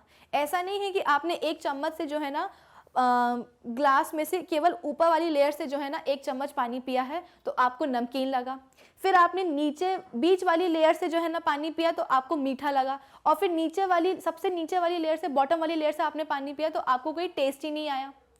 ऐसा कभी नहीं होगा भाई। होमोजेनियस मिक्सचर होता ही ऐसा है कि जो भी कॉन्स्टिट्यूएंट्स होते हैं वो कैसे होते हैं, यूनिफॉर्मली मिक्स्ड होते हैं, तो आपको यूनिफॉर्म कॉम्पोजिशन दिखाई देगी। थ्रू आउट द सोल्यूशन जो आपने बनाया है उसमें आपको स्वीट टेस्ट भी आएगा, शक्कर का टेस्ट भी आएगा, और आपको सॉल्ट फ्लेवर भी समझ में आएगा, नमक का टेस्ट भी आपको समझ में आएगा। ठीक है, फिर इसके बाद में अगर हम बात करें हेटेरोजेनस मिक्सचर की, तो हेटेरोजेनस मिक्सचर से आप किसी भी तरह की यूनिफॉर्मिटी की उम्मीद करना ही मत। क्यों? क्योंकि आप यहाँ पे आपको हमेशा हम बोलते हैं कि नॉन यूनिफॉर्म कॉम्पोजिशन ही दिखाई देने वाली है। दिख रहा है ना भाई, यहाँ पे हमें क्लियरली दिख रहा है, रेत नीचे जा करके बैठ गई है। ऊपर वाले लेयर से अगर आपने अपना सोल्यूशन लिया है तो उसमें सिर्फ और सिर्फ पानी आएगा, और नीचे वाली लेयर से अगर आपने चम्मच से कुछ निकालने की कोशिश करी तो उस चम्मच में सिर्फ और सिर्फ रेत आएगी। क्या आपने इस चीज़ को समझा? मैंने बोला कि ये जो हमारे पास मिक्सचर बना है, इस मिक्सचर में से अगर मैंने चम्मच से ऊपर वाली लेयर से कुछ एक्सट्रैक्ट करने की कोशिश करी है तो मेरे पास चम्मच में पानी आएगा, और नीचे वाली लेयर से अगर मैंने कुछ उठाने की कोशिश करी तो उसमें सिर्फ और सिर्फ सैंड आएगी। तो यहाँ पे हम बोल सकते हैं कि कॉन्स्टिट्यूएंट्स का जो कॉम्पोजिशन है वो through out the mass same नहीं है, कहीं पानी, कहीं रेत, कहीं कुछ और। ठीक है, फिर इसके बाद में सेकंड क्या है difference? It has no visible boundaries of separation between the various constituents. हमें पता है ये चीज़ कि नमक, शक्कर और पानी का जो हमने मिक्सचर बनाया है उसमें किसी भी तरह की सेपरेशन बाउंड्री दिखाई नहीं देती है। और अगर हम बात करें हेटेरोजेनस मिक्सचर की, तो हेटेरोजेनस मिक्सचर में क्लियरली आपको सेपरेशन बाउंड्री दिखाई देती है कि हाँ भाई रेत कहाँ है, पानी कहाँ है। अकेले रेत का एग्जाम्पल नहीं, आप सॉइल का भी एग्जाम्पल ले सकते हो। मिट्टी लो थोड़ी सी, उसको पानी में डाल दो, मिट्टी को भी अच्छी तरीके से जो है ना पानी में डिसॉल्व करने की कोशिश करो, स्टर कर दो उसको। मतलब अपने लेवल पे तो आप किसी भी तरह की पार्शलिटी मत करो कि अच्छी तरीके से आपने मिक्स नहीं किया है, कर दो अच्छी तरीके से मिक्स, छोड़ दो उसको 10 मिनट के लिए, अपने आप जो है मिट्टी नीचे जा कर के सेटल हो जाएगी। थोड़ी सी मिट्टी जो है पानी में सस्पेंडेड भी रहेगी, लेकिन अधिकतर सॉइल जो है वो नीचे जा कर के बैठ जाएगी। टेल्कम पाउडर, चॉक पाउडर, कुछ भी ले लो, ऐसी चीज़ें भी हम बोलते हैं कि पानी में नीचे जा कर के बैठ जाती हैं, डिसॉल्व नहीं होती हैं। तो वहाँ पे भी आपको क्लियर सेपरेशन बाउंड्रीज दिखाई देती हैं। थर्ड डिफरेंस क्या है? तो constituents of a homogeneous mixture can not be seen easily, they consist of only one phase. अच्छा, ये एक अच्छी बात है कि जब हम बात करते हैं होमोजेनियस मिक्सचर की तो उसके कॉन्स्टिट्यूएंट्स को हम नेकेड आई से नहीं देख सकते। भाई ये जो हमने अभी नमक, शक्कर और पानी का मिक्सचर बनाया है, इसमें अगर मैं आपसे बोलूँ कि ज़रा बताना है सॉल्ट कहाँ है, तो क्या आप देख के बता पाओगे कि नमक कहाँ है या शक्कर कहाँ है? शक्कर के पार्टिकल्स कहाँ दिख रहे हैं, नमक के पार्टिकल्स कहाँ दिख रहे हैं? कहीं नहीं दिखते। इनफैक्ट माइक्रोस्कोप के नीचे जाकर के भी हमको नहीं दिखाई देंगे। होमोजेनियस मिक्सचर ऐसे ही होते हैं, ठीक है। प्लस एक और पॉइंट है यहाँ पे, देखो बहुत अच्छा पॉइंट है कि उनका हमेशा क्या होता है, एक ही फेज होता है। होमोजेनियस मिक्सचर में आपको हमेशा एक ही फेज दिखाई देगा। फेज देखो 3 टाइप के होते हैं, एक होता है सॉलिड, एक होता है लिक्विड और एक होता है गैसियस फेज। इनिशियली हम बोलते हैं कि हमारे पास नमक और शक्कर कैसा था, सॉलिड स्टेट में था, है ना। नमक भी सॉलिड है और शक्कर भी सॉलिड है। पानी कैसा है, लिक्विड स्टेट में है। तो होना क्या चाहिए था लॉजिकली, अगर हम देखा जाए तो हम 2 डिफरेंट फेजेस को कंबाइन कर रहे थे। पानी के लिक्विड फेज को नमक और शक्कर के सॉलिड फेज के साथ कंबाइन कर रहे थे। लेकिन जब अल्टीमेटली हमारे पास मिक्सचर आया तो वो मिक्सचर सिर्फ और सिर्फ कैसा था, लिक्विड फेज में ही था, है ना। जब आपने जो मिक्सचर बनाया है, हमने जो बनाया है मिक्सचर, उसमें आपको देख के क्या समझ में आ रहा है कि कौन सा फेज है? आपको सिर्फ और सिर्फ पानी ही दिखाई देने वाला है अल्टीमेटली। और होमोजेनियस मिक्सचर वाकई में ऐसे होते हैं कि आपको हमेशा एक ही फेज दिखाई देगा। लेकिन अगर हम बात करेंगे हेट्रोजेनियस मिक्सचर की, तो हेट्रोजेनियस मिक्सचर में आपको एक फेज दिखाई नहीं देगा। जैसे कि रेत और पानी का एग्जाम्पल, ऊपर पानी है, नीचे क्या है, रेत है। ये लो यहाँ पे हम बना भी देते हैं। ऊपर क्या है भाई, ऊपर है यहाँ पे पानी और नीचे क्या है, रेत है। तो रेत क्या होती है, सॉलिड होती है। पानी क्या है, लिक्विड है। तो हम कर क्या रहे थे, हम 2 अलग अलग फेजेस को कंबाइन कर रहे थे। रेत के सॉलिड फेज को और पानी के लिक्विड फेज को हमने कंबाइन किया। जो हमारे पास मिक्सचर आया, उस मिक्सचर में हमको अल्टीमेटली दोनों ही फेजेस दिखाई दे रहे हैं। हमें इस मिक्सचर में रेत का सॉलिड फेज भी दिखाई दे रहा है और पानी का लिक्विड फेज भी दिखाई दे रहा है। यहाँ नहीं दिखाई दे रहा था, है ना। नमक, शक्कर और पानी के का जो सोल्यूशन है, मिक्सचर है, उसमें हमें 2 फेजेस दिखाई नहीं दे रहे थे। कंबाइन तो हमने यहाँ पे भी 2 अलग अलग फेजेस को किया था। नमक, शक्कर सॉलिड फेज में ही तो थे, लेकिन फिर भी मिक्सचर बनने के बाद में हमको सिर्फ लिक्विड चीज़ ही दिखाई दी, लिक्विड फेज ही दिखाई दिया। लेकिन यहाँ ऐसा कुछ नहीं हुआ। रेत ने अपना सॉलिड फेज जो है रिटेन किया और पानी ने भी अपना सॉलिड फेज रिटेन किया। पानी ने भी अपना फेज जो है ना चेंज नहीं किया रेत के लिए, ना रेत ने ही अपना फेज चेंज किया पानी के लिए, ठीक है। तो हेट्रोजेनियस मिक्सचर में हम क्या बोलते हैं, the constituents of a heterogeneous mixtures are usually be seen easily, ठीक है। पानी और रेत का जो मिक्सचर है उसमें आपको आसानी से समझ में आ रहा है कि रेत कहाँ है। तो हेट्रोजेनियस मिक्सचर के जो कॉन्स्टिट्यूएंट्स होते हैं उनको आप देख करके बता सकते हो कि कॉन्स्टिट्यूएंट्स कहाँ कहाँ हैं। फिर इसके बाद में they consist of more than 1 phase, हमेशा एक फेज से ज़्यादा ही प्रेजेंट होगा। For example a mixture of water and sand is a heterogeneous mixture. 2 अलग अलग फेज आपको दिखाई देंगे। तो क्या यहाँ पे आप बेसिक डिफरेंस समझ गए हैं होमोजेनियस और हेट्रोजेनियस मिक्सचर का? एग्जाम में आएगा तो फिर आप यही लिखोगे, ठीक है। चलो अब हम बात करते हैं किसकी, अपने थर्ड क्वेश्चन की। थर्ड क्वेश्चन क्या है, अब यहाँ से हम बोल रहे हैं कि आपके एनसीईआरटी बुक के पेज नंबर 18 के इंटेक्स क्वेश्चन स्टार्ट हो रहे हैं। पेज नंबर 15 पे केवल 2 इंटेक्स क्वेश्चंस दिए गए थे। अब हम बात करेंगे पेज नंबर 18 पे जो इंटेक्स क्वेश्चंस दिए हैं उनकी। Differentiate between homogeneous and heterogeneous mixtures with examples, और हमको डिफरेंसेस बताने हैं होमोजेनियस और हेट्रोजेनियस मिक्सचर्स में। अब homogeneous mixture is a mixture having a uniform composition through out the mixture. अभी हमने पढ़ा है, for example mixture of salt in water, sugar in water, copper sulphate in water. Copper sulphate क्या होता है, एक सॉल्ट ही होता है। जैसे कि हमारा सोडियम क्लोराइड होता है ना NaCl, वैसे ही हम बोलते हैं कि कॉपर सल्फेट भी क्या होता है, एक सॉल्ट ही होता है, ठीक है। और ये बहुत ही सुंदर सा सॉल्ट होता है। कैसे, ये जो मैंने जो ब्लू कलर से लिखा है ना, एग्जैक्टली ये ब्लू कलर का ही सॉल्ट होता है। इनफैक्ट और अच्छा ब्लू होता है, स्काई ब्लू टाइप का हम बोलते हैं कि ब्लू कलर का सॉल्ट होता है ये। और पानी में जब ये डिज़ोल्व किया जाएगा, पानी में सोल्यूबल होता है, तो बहुत ही सुंदर ब्लू कलर देता है। फिर इसके बाद में आयोडीन इन एल्कोहल। आयोडीन हमने एल्कोहल में क्यों लिया है, क्योंकि आयोडीन एक ऐसा सब्सटेंस है जो कि पानी में डिज़ोल्व होने के लिए तैयार नहीं होता है।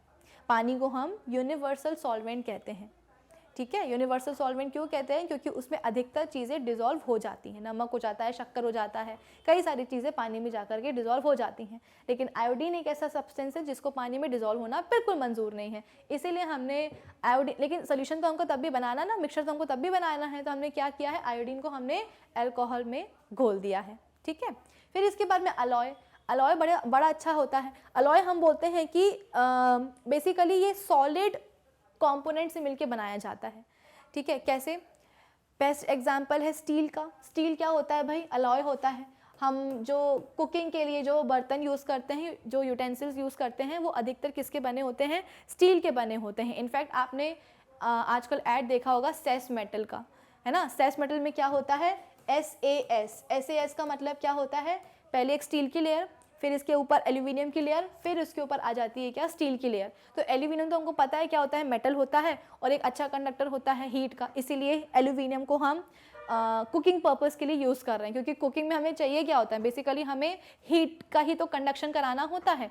लेकिन ये स्टील क्या चीज़ होती है भाई? तो स्टील हम बोलते हैं कि ये अलॉय है। क्या है ये? अलॉय है। यानी कि आप बोल सकते हो कि दो मेटल्स को भी मिलाकर के हम अलॉय बना सकते हैं, और एक मेटल और एक नॉन मेटल को बनाकर कंबाइन करके भी आप एक अलॉय बना सकते हो। तो ये जो हमारे पास स्टील आया है, ये क्या है? ये हम बोलते हैं कि एक मेटल और एक नॉन मेटल का बना हुआ अलॉय है। तो इसमें हम बोलते हैं कि 98% क्या होता है? आयरन होता है, और 2% से भी कम, या आप बोल सकते हो कि अप्रॉक्सीमेटली 1.5% क्या होता है? इसमें कार्बन होता है। तो हम सबको पता है कि आयरन क्या है? एक मेटल है, और कार्बन क्या है? एक नॉन मेटल है। तो इसीलिए मैंने आपको बोला कि ये वाला अलॉय कैसे बना है? एक मेटल और एक नॉन मेटल के कॉम्बिनेशन से बना हुआ है।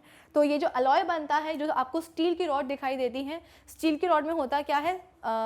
स्टील ही होता है, यानी कि इसमें 98% आयरन होता है और 2% से कम क्या होता है? कार्बन होता है। और भी हम बोलते हैं कि कई सारे एलिमेंट्स होते हैं, जैसे कि मैग्नीज वगैरह, लेकिन बेसिक हम बात करेंगे आयरन की और कॉपर की, ठीक है, क्योंकि ये दोनों ही मेन एलिमेंट्स होते हैं स्टील को बनाने के लिए। तो अब जो कि इसमें 98% क्या है? आयरन है। आयरन क्या है? एक मेटल है, जो कि एक अच्छा कंडक्टर होता है हीट और इलेक्ट्रिसिटी का। इसीलिए कुकिंग पर्पस में हम स्टील के बर्तनों का इस्तेमाल करते हैं, क्योंकि उसमें मेजॉरिटी क्या है? मैक्सिमम क्या है? आयरन है, ठीक है। तो सवाल क्या है कि हाँ, अलॉय जो है एक अच्छा होमोजेनस मिक्सचर है। कैसे होमोजेनस मिक्सचर है? अब आप बोलोगे कि मैम स्टील में 98% क्या है? आयरन है, और 2% से भी कम कार्बन है, तो ये दोनों कैसे मिलके होमोजेनस मिक्सचर बना सकते हैं? अरे बिल्कुल बना सकते हैं। होमोजेनस मिक्सचर में आप कोई भी क्वांटिटी ले सकते हो, ऐसा थोड़ी कि आपको फिक्स्ड क्वांटिटी लेनी है, कोई भी क्वांटिटी ले लो आप, है ना। बस करना क्या है आपको होमोजेनस मिक्सचर में? अभी जो भी हमने डिफरेंसेस पढ़े हैं, क्या कहीं भी मैंने मेंशन किया कि होमोजेनस मिक्सचर को बनाने के लिए आपको जैसे कि हमने नमक, शक्कर और पानी का एग्जांपल लिया था, तो होमोजेनस मिक्सचर को बनाने के लिए आपको पानी जो है ना 100 ग्राम लेना पड़ेगा। नमक जब तक आप 2 चुटकी नहीं डालोगे तब तक वो मिक्सचर नहीं बनेगा। शक्कर जब तक आप 1 चम्मच नहीं डालोगे तब तक वो मिक्सचर नहीं बनेगा। ऐसा थोड़ी है, कितना भी पानी ले लो, कितना भी नमक डाल लो, कितनी भी शक्कर डाल लो, अल्टीमेटली वो क्या बनेगा? एक मिक्सचर ही बनेगा। तो कोई फिक्स्ड रूल नहीं है कि आपको किस प्रपोर्शन में। भाई कंपाउंड्स को बनाने के लिए हमें एलिमेंट्स को जो है ना उनके मासेस के एक डेफिनेट रेशियो में, फिक्स्ड रेशियो में कंबाइन करना पड़ता है। बट जब बारी आती है किसकी? मिक्सचर की, तो मिक्सचर को बनाने के लिए कोई भी रेशियो या प्रोपोर्शन जो है ना फॉलो नहीं करना पड़ता है। भाई बेस्ट एग्जांपल है भेल। कुछ भी समझ में ना आए ना मिक्सचर के बारे में, तो भेल को याद कर लेना। भेल को बनाने के लिए क्या हम क्वांटिटी मेजर कर करके डालते हैं कि इतना ग्राम जो है ना पफ्ड राइस, इतनी ml चटनियाँ, या इतना ग्राम सेव? ऐसा कोई रूल तो होता नहीं। जितना मर्जी चाहे, जो फ्लेवर आपको पसंद है, जैसा फ्लेवर पसंद है, उसके हिसाब से आप भेल बना सकते हो। तो मिक्सचर को बनाने के लिए कोई डेफिनेट प्रपोर्शन या कोई डेफिनेट रेशियो फॉलो करने की ज़रूरत नहीं पड़ती है, ठीक है। तो अलॉय हम बोलते हैं कि अलॉय भी क्या है? एक होमोजेनस मिक्सचर है। बस होमोजेनस मिक्सचर अगर बन रहा है तो ध्यान में हमेशा हमें ये रखना है कि कॉन्स्टिट्यूएंट्स का अमाउंट आपने कितना भी क्यों ना ले लिया हो, बस उन कॉन्स्टिट्यूएंट्स को आपस में बहुत ही अच्छी तरीके से यूनिफॉर्मली मिक्स होना चाहिए। तो अगर हम बोल रहे हैं कि स्टील क्या है? एक अलॉय है, अलॉय एक होमोजेनस मिक्सचर है। इसका मतलब क्या कि जो सपोज आपके पास क्या है, ये लंबी सी एक आयरन की रॉड है, स्टील की रॉड है, ठीक है। इस स्टील की रॉड में अगर मैं आपसे बोलूं कि आयरन कहाँ है और कार्बन कहाँ है, तो आप डिफ्रेंशिएट नहीं कर पाओगे। भले ही 2% कार्बन हो, लेकिन ये 2% कार्बन भी 98% आयरन के साथ बहुत ही ज़्यादा यूनिफॉर्मली मिक्स्ड होता है। ऐसा नहीं होगा कि 2% कार्बन प्रेजेंट है तो वो कहीं यहाँ पे स्टील रॉड के कोने में प्रेजेंट है और पूरे में हम बोल रहे हैं कि क्या प्रेजेंट है? पूरे में आयरन प्रेजेंट है। ऐसा कभी नहीं होगा कि एक कोने में बैठा दिया क्या किसको? कार्बन को, और बाकी में आयरन। कि हमने ये सोचा कि कार्बन को हमने 2% ही तो लेना है तो उसको कहीं कॉर्नर पे रख दो, नहीं, ये 2% हम बोलते हैं कि कार्बन भी कैसा होगा, इस 98% आयरन में यूनिफॉर्मली मिक्स होगा। ठीक है, चलो फिर इसके बाद में air, uniform composition through out the mixture. Air भी क्या है, हमारे सराउंडिंग ये जो एयर होती है वो भी क्या है, एक होमोजेनस मिक्सचर ही है। क्यों? क्योंकि एयर में कितनी सारी गैसेज होती हैं भाई, देखो किसी और गैस का तो पता नहीं, लेकिन हाँ ऑक्सीजन और कार्बन डाइऑक्साइड तो हमेशा ही होती है। जैसे कि मैं अभी आपसे बात कर रही हूँ, मैं अभी भी रेस्पिरेशन कर रही हूँ, ब्रीदिंग प्रोसेस अभी भी चल रही है मेरी, सांस तो मैं अभी भी ले रही हूँ। सांस जब में हम इनहेल करते हैं तो इनहेल क्या करते हैं, हम ऑक्सीजन इनहेल करते हैं। तो यहाँ पे ऑक्सीजन कहाँ से आ रही है, मेरे पास कोई ऑक्सीजन सिलेंडर नहीं रखा हुआ है कि मैं बीच बीच में जो है ना ऑक्सीजन इनहेल करती जा रही हूँ। ये ऑक्सीजन मुझे एटमॉस्फेयर से ही मिल रही है, मेरे सराउंडिंग जो एयर है उसी में से मुझे ऑक्सीजन मिल रही है। ऑक्सीजन इनहेल करी, एट द सेम टाइम मैं बोल बोल के कार्बन डाइऑक्साइड भी तो रिलीज करती जा रही हूँ। ये कार्बन डाइऑक्साइड कहाँ जा रही है, कोई सिलेंडर थोड़ी रखा है कि मैं बीच बीच में जाकर के उसमें कार्बन डाइऑक्साइड ब्लो करके आ रही हूँ। ये कार्बन डाइऑक्साइड भी अल्टीमेटली उसी एयर में जा रही है जहाँ से ऑक्सीजन आ रही है। तो बाकी गैसेस का पता हो ना हो, दो गैसेस तो आपकी एयर में डेफिनेटली होती है, एक ऑक्सीजन तो दूसरी कार्बन डाइऑक्साइड। लेकिन अगर मैं आपसे बोलूं कि ज़्यादा गैस कौन सी होती है आपकी एयर में, तो आपका जवाब होना चाहिए नाइट्रोजन। कहाँ लिखते हैं, यहाँ लिखते हैं। नाइट्रोजन कितनी होती है पता है, 78% होती है हमारी एयर में। और फिर इसके बाद में अगर ऑक्सीजन की बात करें, देखने में कैसा लगता है ना कि हम सभी जो है ना पूरे टाइम रेस्पिरेशन करते रहते हैं, इतनी पॉपुलेशन है, पूरी की पूरी पॉपुलेशन जो है ना रेस्पिरेशन करती रहती है एट द सेम टाइम। ऐसा नहीं कि एक जब करना बंद करेगा तब दूसरा शुरू करेगा। तो हमारे एटमॉस्फेयर में बहुत सारी ऑक्सीजन होगी, लेकिन इतनी ऑक्सीजन होती नहीं है। कितनी होती है, 20.9। तो उसको अप्रॉक्सीमेटली हम कितनी ले लेते हैं, उसको हम ले लेते हैं 21%। तो मेजॉरिटी कौन है, नाइट्रोजन है 78%, 21% ऑक्सीजन है। इसके बाद में हम बोलते हैं कि 1% 0.9% होती है, लेकिन आप उसको अप्रॉक्सीमेटली क्या ले सकते हो, आप उसको ले सकते हो 1%। तो 1% क्या होती है, आर्गन होती है, जो कि एक क्या होती है, इनर्ट गैस होती है। और बाकी अदर गैसेस भी होती है जैसे कि कार्बन डाइऑक्साइड वगैरह। सोचो हम इतनी सारी कार्बन डाइऑक्साइड जो है ना एमिट करते जा रहे हैं, रिलीज कर रहे हैं फैक्ट्रीज से और ऑटोमोबाइल एग्जॉस्ट से जो है कार्बन डाइऑक्साइड रिलीज हो रहा है, लेकिन फिर भी एटमॉस्फेयर में कार्बन डाइऑक्साइड कम है।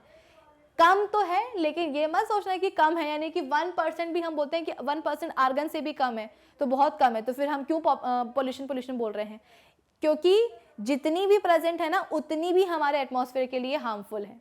ठीक है, तो हम बोल रहे हैं कि हमारी जो एयर है वो भी क्या है, एक होमोजेनियस मिक्सचर है। तो जैसे कि हमने देखा कि इतनी सारी गैसेस प्रेजेंट होती हैं, तो जब इतनी सारी गैसेस प्रेजेंट होंगी तो ऑब्वियसली बात है मिक्सचर तो बनेगा ही, लेकिन वो मिक्सचर कैसा है, होमोजेनियस है। ठीक है, होमोजेनियस क्यों है, जैसे कि मैंने आपको बताया कि क्वांटिटी को फिक्स नहीं रखना है। जो भी कॉन्स्टिट्यूएंट्स जिस भी क्वांटिटी में आना चाहते हैं वो मिलकर के मिक्सचर बना सकते हैं। जैसे कि हमने अलॉय में देखा था, स्टील में देखा था, 98% आयरन और 2% कार्बन। तो कोई भी क्वांटिटी में आना चाहें, कंबाइन होना चाहें, वो कंबाइन हो सकते हैं।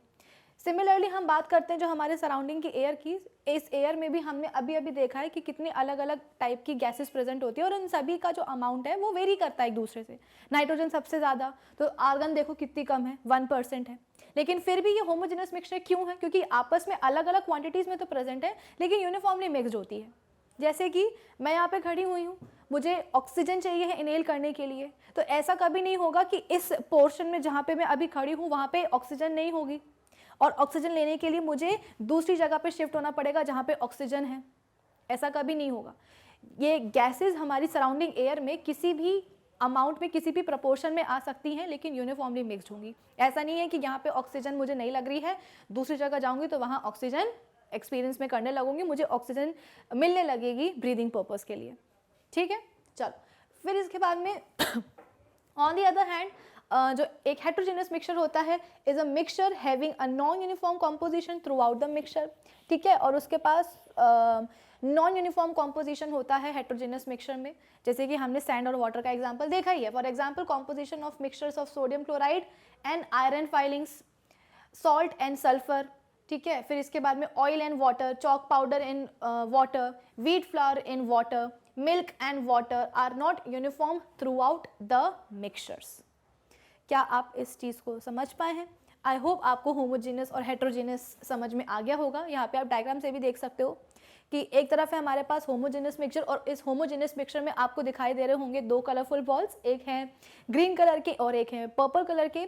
तो ग्रीन और पर्पल कलर के जो बॉल्स हैं वो आपस में यूनिफॉर्मली मिक्स्ड है। हर कहीं आपको पर्पल बॉल्स भी दिखाई दे रही हैं, हर कहीं आपको ग्रीन बॉल्स भी दिखाई दे रही हैं। ये ग्रीन बॉल्स और पर्पल बॉल्स हैं क्या, ये डिफरेंट मॉलिक्यूल्स हैं। तो आपको दो टाइप के यहाँ पे मॉलिक्यूल्स दिखाई दे रहे हैं, एक ग्रीन और एक पर्पल। तो दोनों का ही जो पैटर्न है, जो अरेंजमेंट है वो कैसा यूनिफॉर्म टाइप का है। हर कहीं आपको पर्पल बॉल्स भी दिखाई देंगी, हर कहीं आपको ग्रीन बॉल्स भी दिखाई देंगी। लेकिन अगर हम बात करेंगे हेट्रोजेनस मिक्सचर की, तो देखो हेट्रोजेनस मिक्सचर में हम बोलते हैं कि सिर्फ यहाँ ऊपर की तरफ हमको जो है पर्पल मॉलिक्यूल्स दिखाई दे रहे हैं और सिर्फ नीचे हमको थोड़े से ग्रीन मॉलिक्यूल्स दिखाई दे रहे हैं। ठीक है, तो मुझे लगता है कि फिगर से अब आप लोगों को और क्लियर हो गया होगा कि होमोजेनस और हेट्रोजेनस क्या होता है। तो ये हमारा आज के सेशन का थर्ड क्वेश्चन भी हो चुका है। अब हम बात करते हैं अपने नेक्स्ट क्वेश्चन की। नेक्स्ट क्वेश्चन क्या है, how are solve, solution and suspension different from each other. अब हमसे इस सवाल में पूछा गया है कि सॉल्व, सॉल्यूशन और सस्पेंशन में क्या डिफरेंस होता है, आपस में कैसे वो लोग डिफरेंट होते हैं। तो डिफरेंस तो हमें बाद में समझ में आएगा, सबसे पहले तो आपको ये पता करना पड़ेगा कि ये सॉल्व, सॉल्यूशन और ये सस्पेंशन क्या चीज़ है। तो अभी अभी हमने क्या पढ़ा है, होमोजेनस और हेट्रोजेनस मिक्सचर पढ़ा है ना। तो अगर मैं आपसे बोलूँ कि होमोजेनस मिक्सचर जो होते हैं उनका एक टाइप होता है और उस टाइप को हम क्या बोलते हैं, सॉल्यूशन कहते हैं। ठीक है, टू बी मोर स्पेसिफिक उसको हम क्या बोल सकते हैं, ट्रू सॉल्यूशन भी बोल सकते हैं। ठीक है, फिर इसके बाद में हम बोलते हैं सिमिलरली जो हेट्रोजेनस मिक्सचर है उसको हम फर्दर आप दो टाइप्स में डिवाइड कर सकते हो। पहला टाइप होता है किसका, कोलॉइडल सॉल्यूशन का। ठीक है, जिसको हम कोलॉइड्स भी कहते हैं और सॉल्यूशन से अलग करने के लिए उनको हम क्या बोल सकते हैं, कोलॉइडल सॉल्व भी बोल सकते हैं। तो यहाँ पे मैं क्या लिख देती हूँ, कोलॉइडल सॉल्व लिख देती हूँ। और दूसरा टाइप क्या होगा, दूसरा टाइप होगा यहाँ पे किसका, सस्पेंशन का। ठीक है, तो यहाँ पे हुआ क्या, हमसे नेक्स्ट क्वेश्चन में जो तीन चीज़ें पूछी गई हैं, सॉल्यूशन, सॉल्व और सस्पेंशन, ये होते क्या हैं, ये बेसिकली तीनों ही सॉल्व, सॉल्यूशन एंड सस्पेंशन तीनों ही हम बोलते हैं कि हमारे मिक्सचर के ही टाइप्स होते हैं। अगर मैं बात करूँ सॉल्यूशन की, तो सॉल्यूशन हम बोलते हैं कि होमोजेनस मिक्सचर का एक टाइप होता है। और अगर मैं बात करूँ कोलॉइड्स की या सस्पेंशन की, तो ये दोनों हम बोलते हैं कि हेट्रोजेनस मिक्सचर के टाइप्स होते हैं। तो जाहिर है जब हम बात करेंगे ट्रू सॉल्यूशन की, तो ट्रू सॉल्यूशन में हमको होमोजेनस मिक्सचर की कैरेक्टरिस्टिक्स या उसकी प्रॉपर्टीज़ देखने को मिलेंगी। और जब हम बात करेंगे कोलॉइड्स की और सस्पेंशन की, तो हमको जाहिर है हेट्रोजेनस मिक्सचर की प्रॉपर्टीज़ मिलने वाली हैं। ऑल्दो हम बोलते हैं कि कोलॉइड्स और सस्पेंशन हेट्रोजेनस मिक्सचर के ही टाइप्स होते हैं, लेकिन फिर भी दोनों आपस में अलग होते हैं। भाई होमोजेनियस आप बोल सकते हो कि ट्रू सॉल्यूशन और कोलॉइड्स और सस्पेंशन के बीच में डिफरेंस तो समझ में आता है, क्योंकि एक होमोजेनस मिक्सचर का टाइप है और दो हम बोलते हैं कि हेट्रोजेनस मिक्सचर के टाइप्स हैं। लेकिन हम बोलते हैं कि इन दोनों हेट्रोजेनस मिक्सचर के टाइप्स में भी आपस में डिफरेंसेस होते हैं। तो क्या ये आपको समझ में आ गया कि हम सॉल्यूशन कहाँ देखेंगे, होमोजेनस मिक्सचर में देखेंगे, और सॉल्व और सस्पेंशन हम कहाँ देखेंगे, हेट्रोजेनस मिक्सचर के टाइप्स में देखेंगे। इतना क्लियर है आप सभी को। चलो अब हम बात करते हैं आगे की। आगे हमने बोला है, अब हम एक एक प्रॉपर्टी को देख लेते हैं और एक एक प्रॉपर्टी में हम बोल सकते हैं कि क्या क्या डिफरेंसेस आए हैं वो हम देख लेते हैं। ठीक है, तो सबसे पहले हम बात करेंगे पार्टिकल साइज की। एक बात जो मैं आपको हमेशा बोलती हूँ और अभी भी मैं आपको रिपीट कर देती हूँ कि जब भी हम किसी भी टाइप के मिक्सचर की प्रॉपर्टी की बात करेंगे, चाहे वो हमारे पास सॉल्यूशन हो, चाहे वो हमारे पास सॉल्व हो, चाहे फिर वो हमारे पास सस्पेंशन हो, जब भी हम किसी मिक्सचर की प्रॉपर्टी की बात करेंगे ना, तो वो मिक्सचर के पास प्रॉपर्टी आई कहाँ से है, वो प्रॉपर्टी आई है उनके प्रॉपर्टी आई है वो पार्टिकल्स के साइज के कारण। ठीक है, कि मतलब मिक्सचर के पार्टिकल्स का साइज कितना है, कैसा है पार्टिकल, उसके बेसिस पे मिक्सचर की प्रॉपर्टीज डिपेंड करती हैं। कैसे, देखो, तो सबसे पहले हम बोलते हैं कि पार्टिकल का साइज फर्स्ट प्रॉपर्टी है। तो ट्रू सॉल्यूशंस में हम बोलते हैं कि जो ट्रू सॉल्यूशंस होते हैं हमारे, उनके जो पार्टिकल्स होते हैं ना वो बहुत छोटे होते हैं।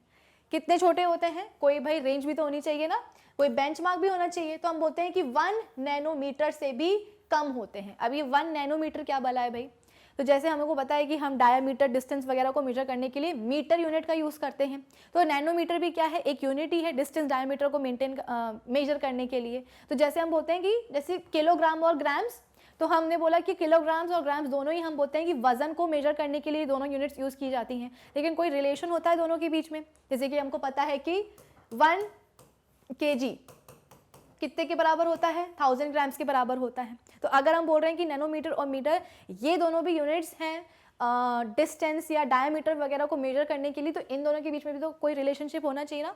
बिल्कुल है। क्या रिलेशन है, तो देखो 1 nanometre is equals to 10 to the power -9 metre. तो 1 नैनोमीटर किसके बराबर होता है, 10 टू द पावर -9 मीटर के बराबर होता है। इसका मतलब क्या, सबसे पहले तो ये जो माइनस है ना साइन, इसको मैं हटाती हूँ। कैसे हटाऊंगी, तो इसको मैं लिख सकती हूँ कैसे, रब करके देख लो, 1 nanometre is equals to 1/10 to the power 9 metre. इसका मतलब क्या है कि 1 नैनोमीटर किसके बराबर होता है, 1 मीटर के 1/10 to the power 9th part के बराबर होता है। यानी कि 1 मीटर का आप क्या करो, 10 to the power 9th part करो। 1/10 क्या होता है, 1 मीटर लो और उस 1 मीटर को आप 10 पार्ट्स में डिवाइड कर दो, तो हर एक पार्ट क्या होगा आपके पास, 1/10 पार्ट होगा 1 मीटर का। लेकिन अभी मैं आपसे 1/10 नहीं बोल रही हूं, मैं आपसे 1/10 to the power 9th part बोल रही हूं। यानी कि 1 कितने जीरोस लगाओगे, 9 जीरोस लगाओगे, तो 1/1 0 0 0 0 0 0 करके 9 जीरोस लगा करके आप बोलोगे कि 1 मीटर का इतना 10 to the power 9th part किसके बराबर होगा, 1 नैनोमीटर के बराबर होगा। ठीक है, तो ट्रू सोल्यूशन के पार्टिकल्स का साइज हम बोलते हैं कि इतना छोटा होता है, 1 नैनोमीटर से भी छोटा होता है। तो आप खुद ही सोचो कि इतने छोटे पार्टिकल्स को कि हम नेकेड आई से देख पाएंगे क्या, क्या हम माइक्रोस्कोप से देख पाएंगे क्या, नहीं देख पाएंगे।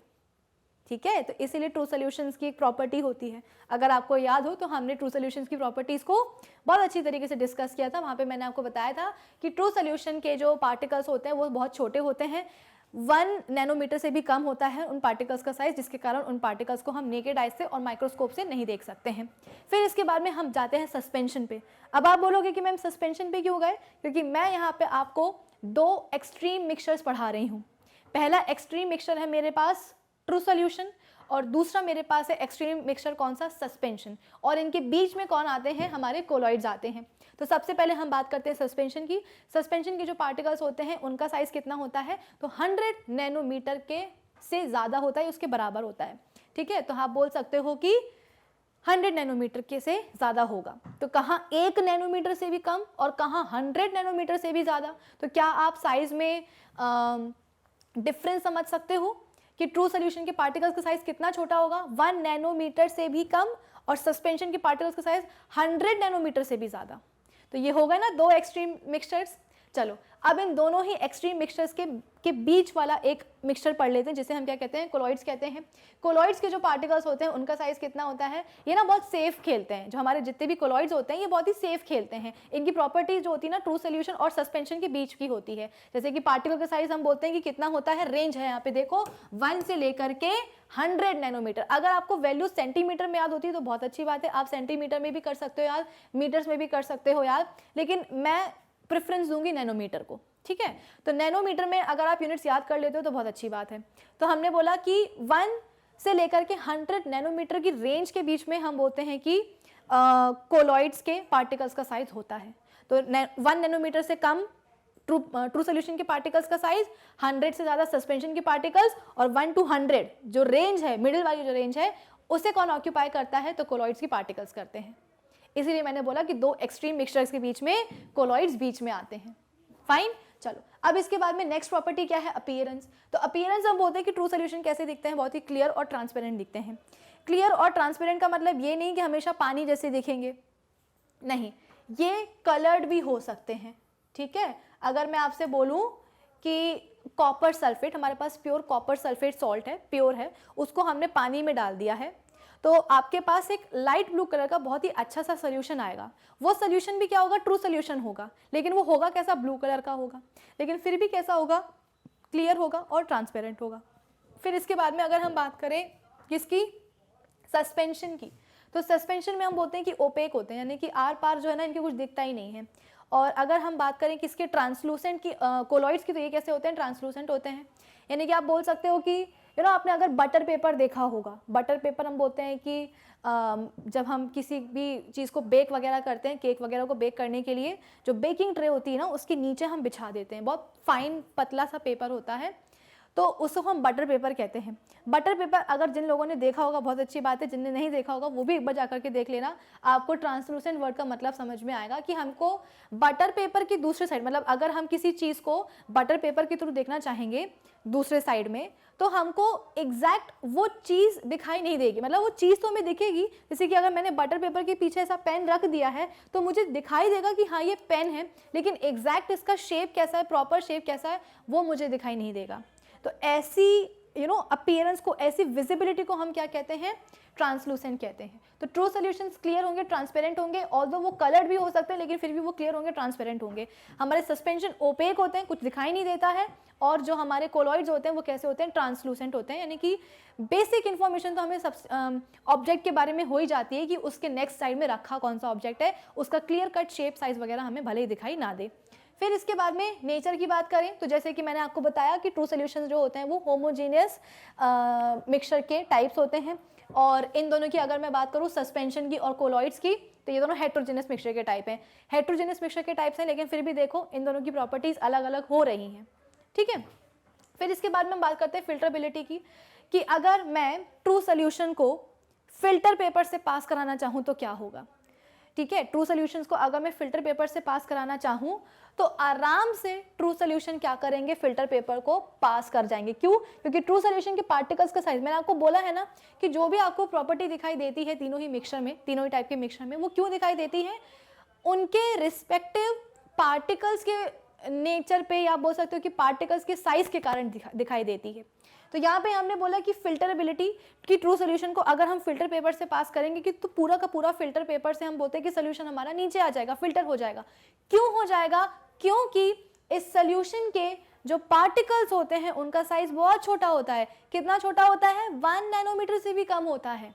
तो ये जो 1 नैनोमीटर से भी छोटे पार्टिकल्स होते हैं ना, ये फिल्टर पेपर के जो होल्स होते हैं उनसे बाहर निकल आते हैं, ठीक है। तो इसीलिए हम बोलते हैं कि आराम से फिल्टरेबिलिटी की हम बोलते हैं कि प्रॉपर्टी शो करते हैं। प्लस हम बोलते हैं कि ना सिर्फ नॉर्मल फिल्टर पेपर, आप एक सेमी परमिएबल मेम्ब्रेन भी ले सकते हो। सेमी परमिएबल मेम्ब्रेन जो कि हम बोलते हैं कि मोस्ट कॉमनली पिग ब्लैडर की बनती है, उसके जो होल्स होते हैं ना वो फिल्टर पेपर के होल से भी छोटे होते हैं, लेकिन फिर भी जब उनसे हम ट्रू सोल्यूशन को पास कराएंगे तो ट्रू सोल्यूशन उसको भी पास कर जाएंगे। एग्जाम्पल मैं आपको दे देती हूँ ट्रू सोल्यूशन का, तो शायद आपको और अच्छे से क्लियर समझ में आए। जो हमने पानी, नमक और शक्कर का एग्जाम्पल लिया था, वो क्या है? एक ट्रू सोल्यूशन ही है। क्यों? क्योंकि वो एक होमोजेनस मिक्सचर है, और होमोजेनस मिक्सचर का ही टाइप्स होते हैं कौन? हमारे ट्रू सोल्यूशंस। तो पानी में शक्कर डाल दो, ठीक है, या पानी में नमक डाल दो, या पानी में नमक शक्कर दोनों डाल दो, ये सब क्या है? ट्रू सोल्यूशन ही है। पानी में कॉपर सल्फेट डाल दो तो भी वो क्या हो जाएगा? एक ट्रू सोल्यूशन हो जाएगा। हाँ, लेकिन कॉपर सल्फेट आपका प्योर होना चाहिए, उसमें कुछ इम्प्योरिटीज़ नहीं होनी चाहिए, ठीक है।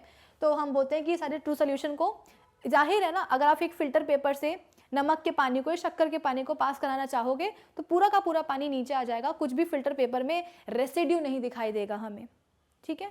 तो ये हुआ कौन सा? पहला अपना एक्सट्रीम मिक्सचर। अब हम बात करते हैं हमारे दूसरे एक्सट्रीम मिक्सचर की, जिसको हम क्या कहते हैं? सस्पेंशन कहते हैं। तो सस्पेंशन को अगर हम बात करें किसकी, अगर हम सस्पेंशन को पास कराना चाहेंगे किसके साथ? फिल्टर पेपर के साथ, तो आपको क्या लगता है भाई? इनके पार्टिकल्स का साइज देखो कितना बड़ा होता है, 100 नैनोमीटर से भी ज़्यादा होता है। तो आपको क्या लगता है, हेट्रोजेनस मिक्सचर को या सस्पेंशन को अगर आप एक फिल्टर पेपर से पास कराना चाहोगे तो क्या इनके जो मिक्सचर है वो पूरा का पूरा फिल्टर पेपर से बाहर निकल आ पाएगा? नहीं निकल पाएगा। होगा क्या?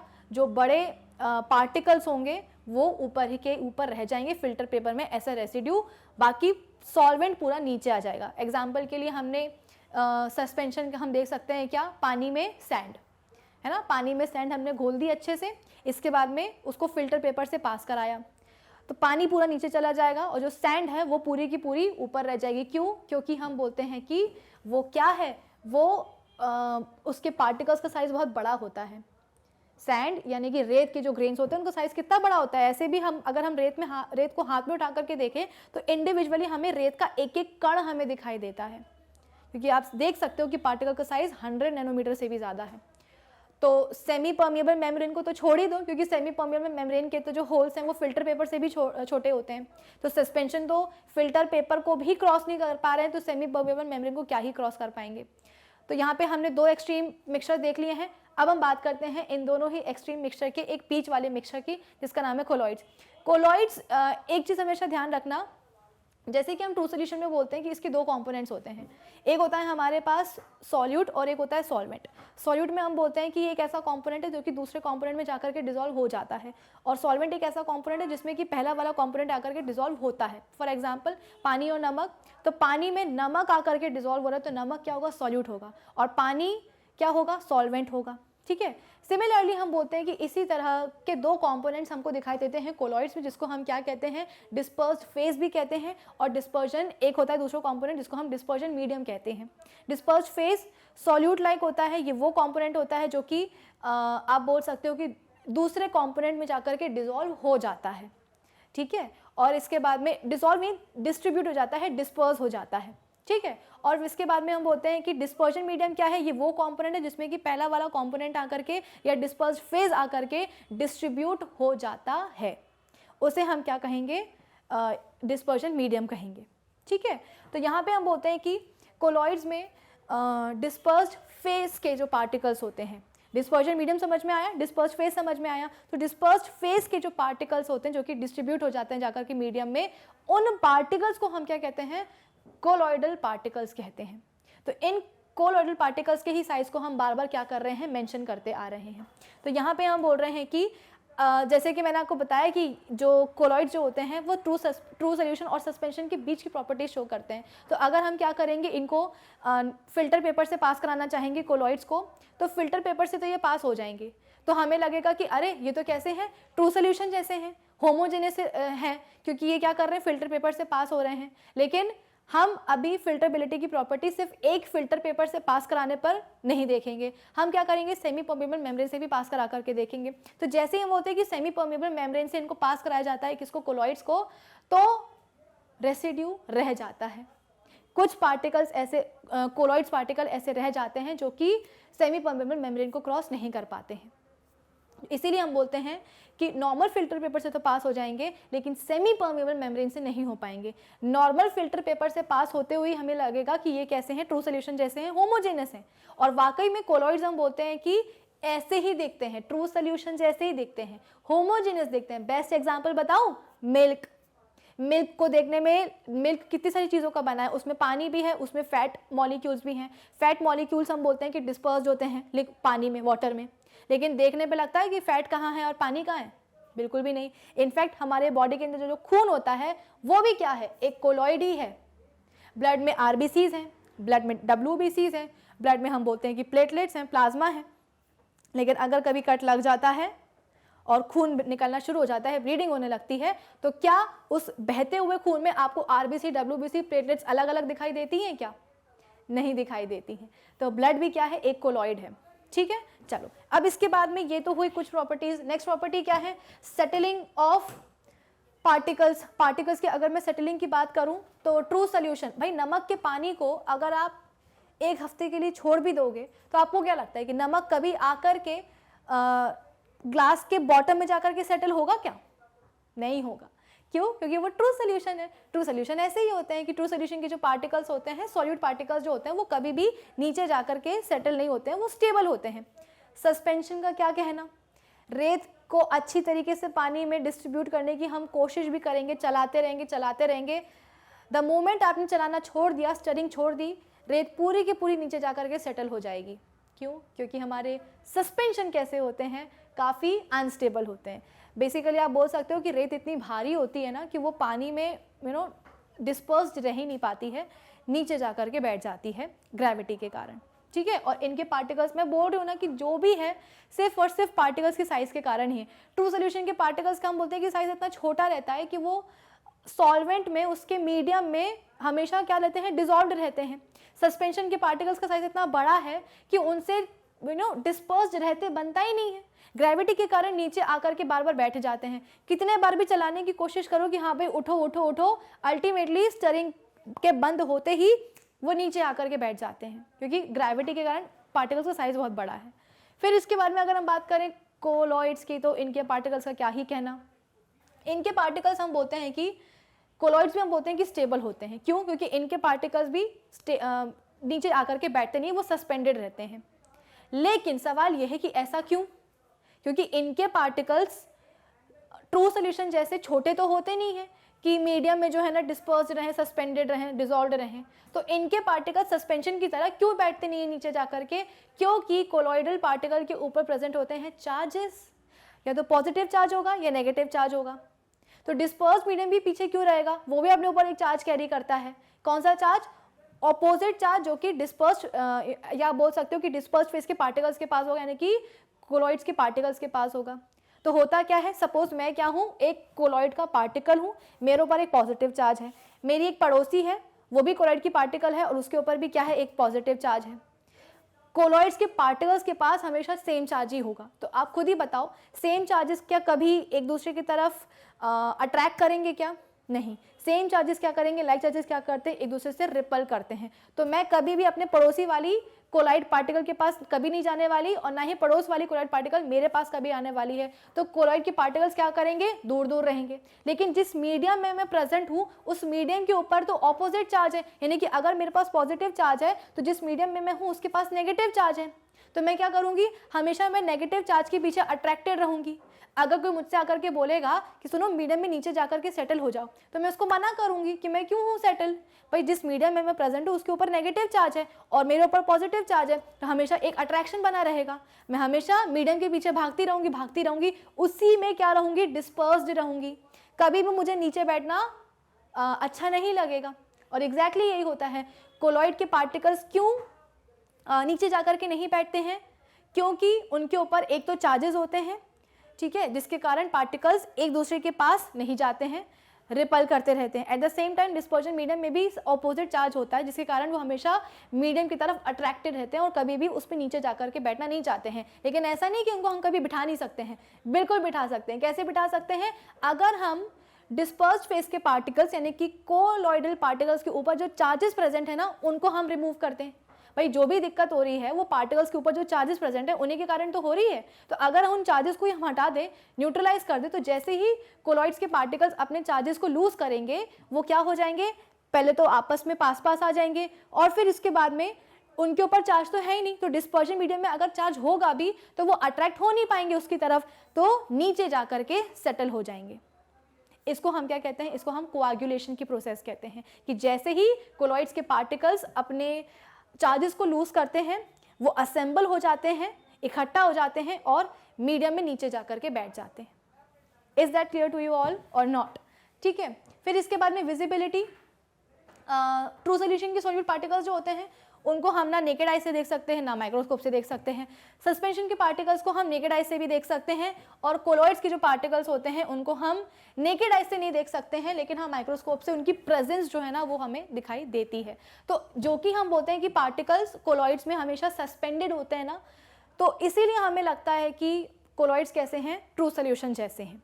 जैसे कि ट्रू सोल्यूशन में हमने बोला था कि वो होमोजेनस क्यों है, क्योंकि सॉल्यूट के जो पार्टिकल्स होते हैं वो हमेशा सॉल्वेंट के पार्टिकल्स के बीच में डिजॉल्व रहेंगे, कभी नीचे जाकर के सेटल नहीं होते हैं। तो कोलॉइड्स में भी ऐसे ही होता है कि पार्टिकल्स हमेशा सस्पेंडेड होते हैं मीडियम में, लेकिन इसका मतलब ये नहीं कि वो ट्रू सोल्यूशंस की तरह होमोजेनस है। माइक्रोस्कोप के अगर उनको नीचे जाकर के देखेंगे तो पता चलेगा कि अरे भाई इनमें तो ये क्या है, ये हेट्रोजेनस मिक्सचर्स हैं। फिर इसके बाद में लास्ट है क्या, टिंडाल इफेक्ट। तो टिंडाल इफेक्ट हम बोलते हैं कि ये क्या होता है कि जब आप किसी सोल्यूशन कोई ग्लास में आपके पास मिक्सचर है, उस मिक्सचर में अगर आपने क्या करा है, एक टॉर्च से बीम ऑफ लाइट पास कराई है, तो अगर वो बीम ऑफ लाइट आपको सोल्यूशन में जाती हुई दिखे, यानी कि सोल्यूशन में आपको उस बीम ऑफ लाइट का पाथ दिखाई दे, जैसे कि ये मेरे पास क्या है, कंटेनर है, इसमें सोल्यूशन भरा हुआ है, इस सोल्यूशन में अगर मैं क्या करूँ, लाइट पास कराने की कोशिश करूँ, तो इस सोल्यूशन में अगर मुझे इस लाइट का पाथ दिखेगा, मुझे दिखेगी लाइट कहाँ जा रही है, तो मैं क्या बोलूँगी कि ये जो मेरे पास सोल्यूशन है, ये जो मेरे पास मिक्सचर है, ये क्या करता है, टिंडाल इफेक्ट शो करता है। बेसिकली हम बोलते हैं कि होता क्या है, मिक्सचर के जो पार्टिकल्स होते हैं वो जैसे उनके ऊपर लाइट पड़ती है उसको वो स्कैटर कर देते हैं, मतलब कि हर डायरेक्शन में रिफ्लेक्ट कर देंगे, और जब ये स्कैटर्ड लाइट हमारी आंखों तक पहुँच जाती है तो वो हमें लाइट मिक्सचर में दिखाई देने लगती है। तो होता क्या है, लाइट दिखती कब है हमें मिक्सचर में, लाइट का पाथ हमें विजिबल कब होता है मिक्सचर में, जब वो स्कैटर्ड लाइट हमारी आंखों तक पहुंचती है। लेकिन आप ये सोचो कि अगर मिक्सचर के पार्टिकल्स ने लाइट को स्कैटर तो किया है लेकिन बहुत ज़्यादा स्कैटर नहीं किया, जिसके कारण वो स्कैटर्ड लाइट हमारी आंखों तक नहीं पहुंच रही है, तो क्या हमें कभी भी मिक्सचर में बीम ऑफ लाइट, या आप बोल सकते हो हाँ बीम ऑफ लाइट का पाथ आपको विजिबल होगा क्या? नहीं होगा। भाई हमें कोई भी चीज़ दिखती ही तब है जब उसकी लाइट हमारी आंखों तक पहुंचती है। अब जब मिक्सचर में जो पार्टिकल्स लाइट स्कैटर कर रहे हैं वो हमारी आंखों तक पहुंचेगी ही नहीं, इतनी कम स्कैटरिंग होगी लाइट की कि वो लाइट हमारी आंखों तक पहुंचेगी ही नहीं, तो हमें कभी भी उस लाइट का जो पाथ है, बीम ऑफ लाइट का जो पाथ है सोल्यूशन में, वो कभी भी दिखाई नहीं देगा। ठीक है। और स्कैटरिंग किस पे डिपेंड करती है? तो वो डिपेंड करती है पार्टिकल्स के साइज के ऊपर। अगेन वही पॉइंट आ गया कि पार्टिकल का साइज क्या है।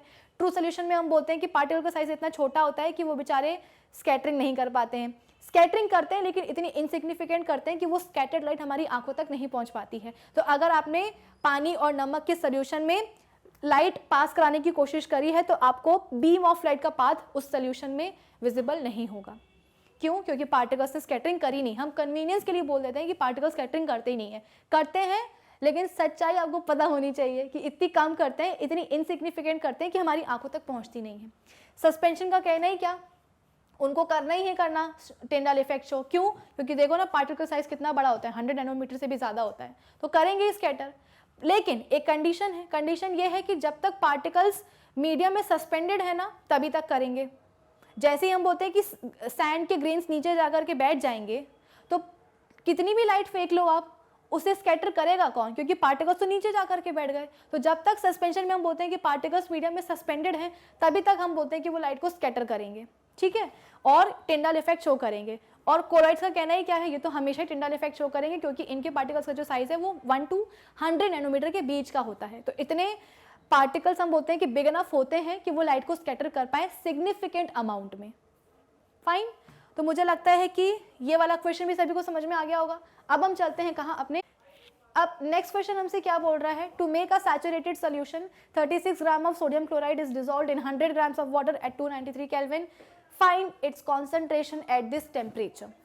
अब यहाँ पे एक वर्ड आ रहा है क्या, कॉन्सेंट्रेशन। इस कॉन्सेंट्रेशन का मतलब क्या होता है भाई? कॉन्सेंट्रेशन का मतलब होता है स्ट्रेंथ, कि हमारा जो सोल्यूशन बन रहा है नमक और पानी को मिला करके, उस सोल्यूशन की स्ट्रेंथ कितनी है, उसका कॉन्सेंट्रेशन क्या है। तो मैंने आपको ये बताया है कि किसी भी सॉल्यूशन की स्ट्रेंथ या कॉन्सेंट्रेशन को डिफाइन या डिसाइड करने वाला कौन होता है, सॉल्यूट होता है। कि अगर आप बोल रहे हो कि आपके सॉल्यूशन में सॉल्यूट ज़्यादा है तो आपका सॉल्यूशन कैसा होगा, कॉन्सेंट्रेटेड होगा। और अगर आप बोल रहे हो कि आपके सॉल्यूशन में सॉल्यूट कैसा है, कम है, तो आपका सॉल्यूशन कैसा होगा, डाइल्यूट होगा। डाइल्यूट और कॉन्सेंट्रेटेड ये दोनों ही वर्ड्स रिलेटेबल हैं, आपस में रिलेट करते हैं। कैसे रिलेट करते हैं? तो ये दोनों कहीं ना कहीं हमें हमारे सॉल्यूशन की स्ट्रेंथ के बारे में आइडिया देते हैं, सॉल्यूशन के कॉन्सेंट्रेशन के बारे में बताते हैं। डाइल्यूट सॉल्यूशन से हमें पता चल जाता है कि हमारे सॉल्यूशन की स्ट्रेंथ कैसी है, कम है। और कॉन्सेंट्रेटेड वर्ड से हमें पता चलता है कि हमें हमारे सॉल्यूशन की स्ट्रेंथ कैसी है, ज़्यादा है। जैसे कि आपने सुना होगा कि dilute acid, concentrated acid. Dilute acid में हम बोलते हैं कि इतना डैमेजिंग होता नहीं है। कॉन्सेंट्रेटेड अगर एसिड की हम बात करें तो पूरी, अगर स्किन पे गिर गया तो पूरी की पूरी स्किन जो है ना जल जाती है, छिल जाती है। तो डाइल्यूट और कॉन्सेंट्रेटेड वर्ड ने हमें बताया क्या है कि हमारा सोल्यूशन है कैसा, उसकी स्ट्रेंथ कैसी है, उसका कॉन्सेंट्रेशन कैसा है। और एक तरफ मैं आपसे ये भी बोल रही हूँ कि किसी भी सॉल्यूशन की जो स्ट्रेंथ है, जो कॉन्सेंट्रेशन है, वो उसके सॉल्यूट पे डिपेंड करती है कि गिवन वॉल्यूम या मास ऑफ सॉल्वेंट में या गिवन वॉल्यूम या मास ऑफ सॉल्यूशन में कितना सॉल्यूट प्रेजेंट है। तो अगर मैं बोल रही हूँ कि सॉल्यूट, जो डाइल्यूट सॉल्यूशन है उसकी स्ट्रेंथ कम है, इसका मतलब क्या है कि उस सॉल्यूशन में सॉल्यूट कम है। और अगर मैं बोल रही हूँ कि मेरे पास एक कॉन्सेंट्रेटेड सॉल्यूशन है, उसकी स्ट्रेंथ ज़्यादा है, इसका मतलब क्या कि मुझे यहाँ पे सॉल्यूट के अमाउंट को मेंशन करना पड़ेगा। कैसे मैं मेंशन करूँगी? कॉन्सेंट्रेटेड सॉल्यूशन में होता क्या है, सॉल्यूट ज़्यादा होता है अमाउंट में। क्या ये चीज़ आप सभी को समझ में आ रही है?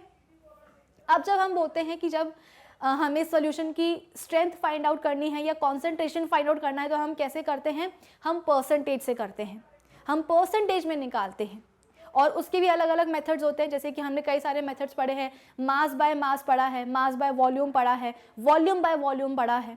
मास बाय मास हम कब लगा सकते हैं मेथड, जब आपको सॉल्यूट और सॉल्यूशन या सॉल्वेंट तीनों का ही जो अमाउंट है वो आपको ग्राम्स में गिवन हो, है ना। मासेस दिए हुए हैं आपको, ग्राम्स में गिवन हो, तो आप वहाँ पे मास बाय मास मेथड लगा सकते हो।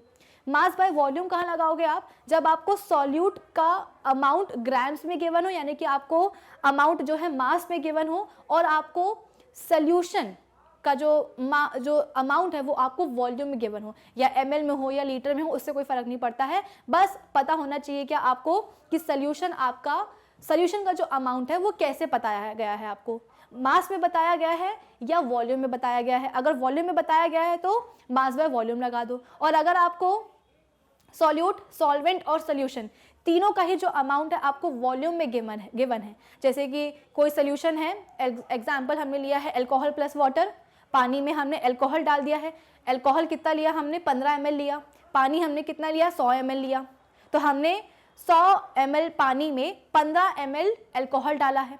तो यहाँ पे आपको, यहाँ पे सॉल्यूट क्या है, सॉल्यूट हम बोलते हैं कि अल्कोहल है, सॉल्वेंट क्या है, पानी है। तो सॉल्यूट और सॉल्वेंट दोनों ही यहाँ पे हमको कैसे गिवन है, वॉल्यूम से में गिवन है कि कितना अमाउंट हमने लिया है, ml में लिया है। तो यहाँ पे हम क्या करेंगे, वॉल्यूम बाय वॉल्यूम मेथड लगाएंगे, ठीक है। अब यहाँ पे देखो, यहाँ पे हमको सोडियम क्लोराइड जो कि यहाँ पे एक सॉल्यूशन में हमारे सॉल्यूट की तरह काम करेगा, तो इसका मास कितना गिवन है यहाँ पे 36 ग्राम है, यानी कि अमाउंट हमको मास में गिवन है। फिर इसके बाद में हमको पानी जो कि हमारा सॉल्वेंट है वो भी कैसे गिवन है, उसका भी अमाउंट किस में गिवन है 100 ग्राम्स में, यानी कि मास में। दोनों के ही सॉल्यूट और सॉल्वेंट दोनों के ही मासेस गिवन है, तो यहाँ पे हम mass by mass percentage calculate करेंगे। कैसे करेंगे, न्यूमरेटर में आता है मास ऑफ सॉल्यूट, क्या आएगा, मास ऑफ सॉल्यूट आएगा, डिवाइडेड बाय नीचे क्या आता है, मास ऑफ सॉल्यूशन। हमेशा ध्यान रखना सॉल्यूशन आता है, सॉल्वेंट मत लिख देना, इनटू आप क्या कर दोगे 100 कर दोगे। तो मास of solute divided by mass of solution into 100, ये क्या आ जाएगा, ये आ जाएगा आपके बेसिकली जो आपके पास सॉल्यूशन है उसका कॉन्सेंट्रेशन आ जाएगा, ठीक है। तो हम क्या करेंगे, वैल्यूज पुट कर देंगे फॉर्मूला में। तो मास ऑफ सॉल्यूट कितना है भाई 36 ग्राम है। इसके बाद में सॉल्यूशन का मास कितना है, अब आप बोलोगे कि मैम सॉल्यूशन का मास तो गिवन ही नहीं है, यहाँ पे हमको 36 मास किसका बताया गया है, सॉल्यूट का बताया गया है, सॉल्वेंट का कितना है 100 है। तो हम सॉल्यूशन का कैसे निकालेंगे, बहुत इजी है, mass of solution is equals to mass of solute plus mass of solvent, ठीक है। तो हमारे पास सॉल्यूट यानी कि सोडियम क्लोराइड का कितना मास है 36 है, उसको हम प्लस कर देंगे किसके साथ, सॉल्वेंट के मास के साथ। सॉल्वेंट का मास कितना गिवन है 100 ग्राम से, जी हमने कर दिया कितना 100, ये कितना हो गया 36 प्लस 100 136 ग्राम्स हो गया। तो हमारे पास सॉल्यूशन का मास कितना आ गया 136। तो अब यहाँ पे हम डिनोमिनेटर में लिख देंगे 136 और इनटू करना मत भूल जाना, ठीक है। इस पूरे को जब आप सॉल्व करोगे तो आपके पास आंसर कितना आएगा 26.47%, यानी कि आपके सॉल्यूशन की स्ट्रेंथ कितनी है, जो आपने नमक का पानी बनाया है उसकी स्ट्रेंथ कितनी है, उसका कॉन्सेंट्रेशन कितना है, तो आप बोलोगे 26.47%। फाइन। एक होती है सॉल्यूट की सॉल्युबिलिटी। सॉल्यूट की सॉल्युबिलिटी क्या होती है कि कितना अमाउंट ऑफ सॉल्यूट डिजॉल्व्ड है 100 ग्राम्स ऑफ सॉल्वेंट में, कि वो जो सॉल्यूशन बने वो कैसा हो, सैचुरेटेड हो। सैचुरेटेड का मतलब क्या होता है, एक ऐसा सॉल्यूशन जिसमें कि आप फर्दर सॉल्यूट ना डाल पाओ, कि अगर आपने फर्दर सॉल्यूट डाल दिया तो वो सॉल्वेंट में डिसॉल्व हो ही नहीं पाएगा। भाई अगर हम बोलते हैं कि पानी में नमक या शक्कर डिसॉल्व होती है, तो डिसॉल्व होने का मतलब क्या है कि पानी के पार्टिकल्स के बीच में हम बोलते हैं कि नमक या शक्कर के पार्टिकल्स आकर के बैठ जाते हैं। तो पानी के पार्टिकल्स के बीच में आकर के जब नमक और शक्कर के पार्टिकल्स बैठ जाएंगे, इसको हम क्या कहते हैं, डिसोल्यूशन कहते हैं, यानी कि घुलना कहते हैं, डिसॉल्व होना कहते हैं। अगर मैं बात कर रही हूँ एक सैचुरेटेड सोल्यूशन की, तो सैचुरेटेड सोल्यूशन का मतलब क्या है कि एक ऐसा सोल्यूशन जिसमें कि फर्दर आप सॉल्यूट ऐड ना कर पाओ। अगर कर दोगे तो क्या होगा, वो सॉल्वेंट में मिक्स नहीं हो पाएंगे, क्योंकि सॉल्वेंट के पार्टिकल्स के बीच में पानी के पार्टिकल्स के बीच में हम बोलते हैं कितनी जगह ही नहीं बचेगी कि फर्दर जो है ना सॉल्यूट के पार्टिकल्स को वो डिसॉल्व कर पाए, जगह भर जाएगी सॉल्वेंट के पार्टिकल्स के बीच की। तो ऐसे सॉल्यूशन को हम क्या कहते हैं, सैचुरेटेड सॉल्यूशन कहते हैं। तो सॉल्युबिलिटी किसी भी सॉल्यूट की क्या होती है कि सॉल्यूट का वो अमाउंट, बेसिकली सॉल्युबिलिटी हम बोलते हैं कि अमाउंट होता है सॉल्यूट का, जो कि लगता है किसी भी सोल्यूशन को सैचुरेट करने के लिए, जब उसमें 100 ग्राम्स ऑफ सॉल्वेंट हो। अगर मैं बोलूँ कि नमक की सॉल्युबिलिटी कहाँ है इन वाटर, तो आप बोलोगे 36 ग्राम से। क्यों? क्योंकि 100 ग्राम पानी में आप 36 ग्राम्स ऑफ नमक ही डिसॉल्व कर सकते हो, सोडियम क्लोराइड। इससे ज़्यादा अगर आपने नमक डिसॉल्व कर दिया 100 ग्राम पानी में, तो जो नमक है वो नीचे जा करके सेटल हो जाएगा। एक्स्ट्रा जो ग्राम होगा, सपोज आपने 100 ग्राम पानी में 37 ग्राम्स ऑफ सॉल्ट ऐड करा है, तो 36 ग्राम तो जाकर के डिसॉल्व हो जाएगा, जो एक्स्ट्रा 1 ग्राम होगा ना वो नीचे जाकर के सेटल हो जाएगा। ठीक है, तो हम बोलेंगे कि सॉल्ट की, कॉमन सॉल्ट की सॉल्युबिलिटी क्या है इन वाटर, तो आपका जवाब होना चाहिए 36 ग्राम। सॉल्युबिलिटी का मतलब क्या होता है? सॉल्युबिलिटी का मतलब होता है अमाउंट, सॉल्यूट का अमाउंट। ठीक है, और ये वेरी भी करेगा, जरूरी नहीं है कि 100 ग्राम पानी में 36 ग्राम नमक डिसॉल्व हो सकता हो मैक्सिमम, तो किसी दूसरे सॉल्वेंट में भी हम बोलते हैं कि नमक 36 ग्राम भी जाकर के डिसॉल्व हो। फॉर एग्जाम्पल, पानी में नमक अच्छी तरीके से डिसॉल्व हो जाता है, लेकिन अगर हम बात करें कि अल्कोहल की, अल्कोहल में अगर हम नमक को डिसॉल्व करने की कोशिश करेंगे तो इतने अच्छी तरीके से वो डिसॉल्व होगा नहीं, वहां पे कम होगी उसकी सॉल्युबिलिटी। क्या ये चीज आपको समझ में आई है? तो सॉल्युबिलिटी और सॉल्यूशन की कॉन्सेंट्रेशन में डिफरेंस होता है। तो हम कैसे कैलकुलेट कर सकते हैं? आई होप ये पूरा आपको समझ में आ गया होगा। इसको आप मास ऑफ सॉल्यूशन लिख देना, ये मास ऑफ सॉल्वेंट नहीं होगा। ठीक है, जब हम किसी भी सॉल्यूशन का कंसंट्रेशन निकालते हैं तो हम डिनोमिनेटर में मास ऑफ सॉल्यूशन लेते हैं, ना कि सॉल्वेंट। फाइन, आई होप ये वाला क्वेश्चन सभी बच्चों को समझ में आ गया होगा। तो भाई आज के सेशन के लिए बस इतना ही। आज हमने आपकी एनसीईआरटी बुक के पेज नंबर 15 और 18 पे जितने भी इंटेक्स क्वेश्चंस गिवन हैं उनको हमने सॉल्व कर लिया है। अब हम मिलेंगे अपने नेक्स्ट सेशन में, जहां पे हम डिस्कस करेंगे फर्दर कुछ और इंटेक्स क्वेश्चंस। तब तक आप क्या करेंगे, हमारी जो ऑफिशियल वेबसाइट है magnetbrains.com उसे विजिट कर लीजिएगा, जहाँ पे आपको सभी चैप्टर्स के वीडियो लेक्चर्स मिलेंगे प्लेलिस्ट में अरेंज्ड, साथ ही साथ सभी टॉपिक्स के वहाँ पे आपको होंगे नोट्स भी available. So do visit our official website magnetbrains.com। Till then keep learning with Magnet Brains. Thank you for watching.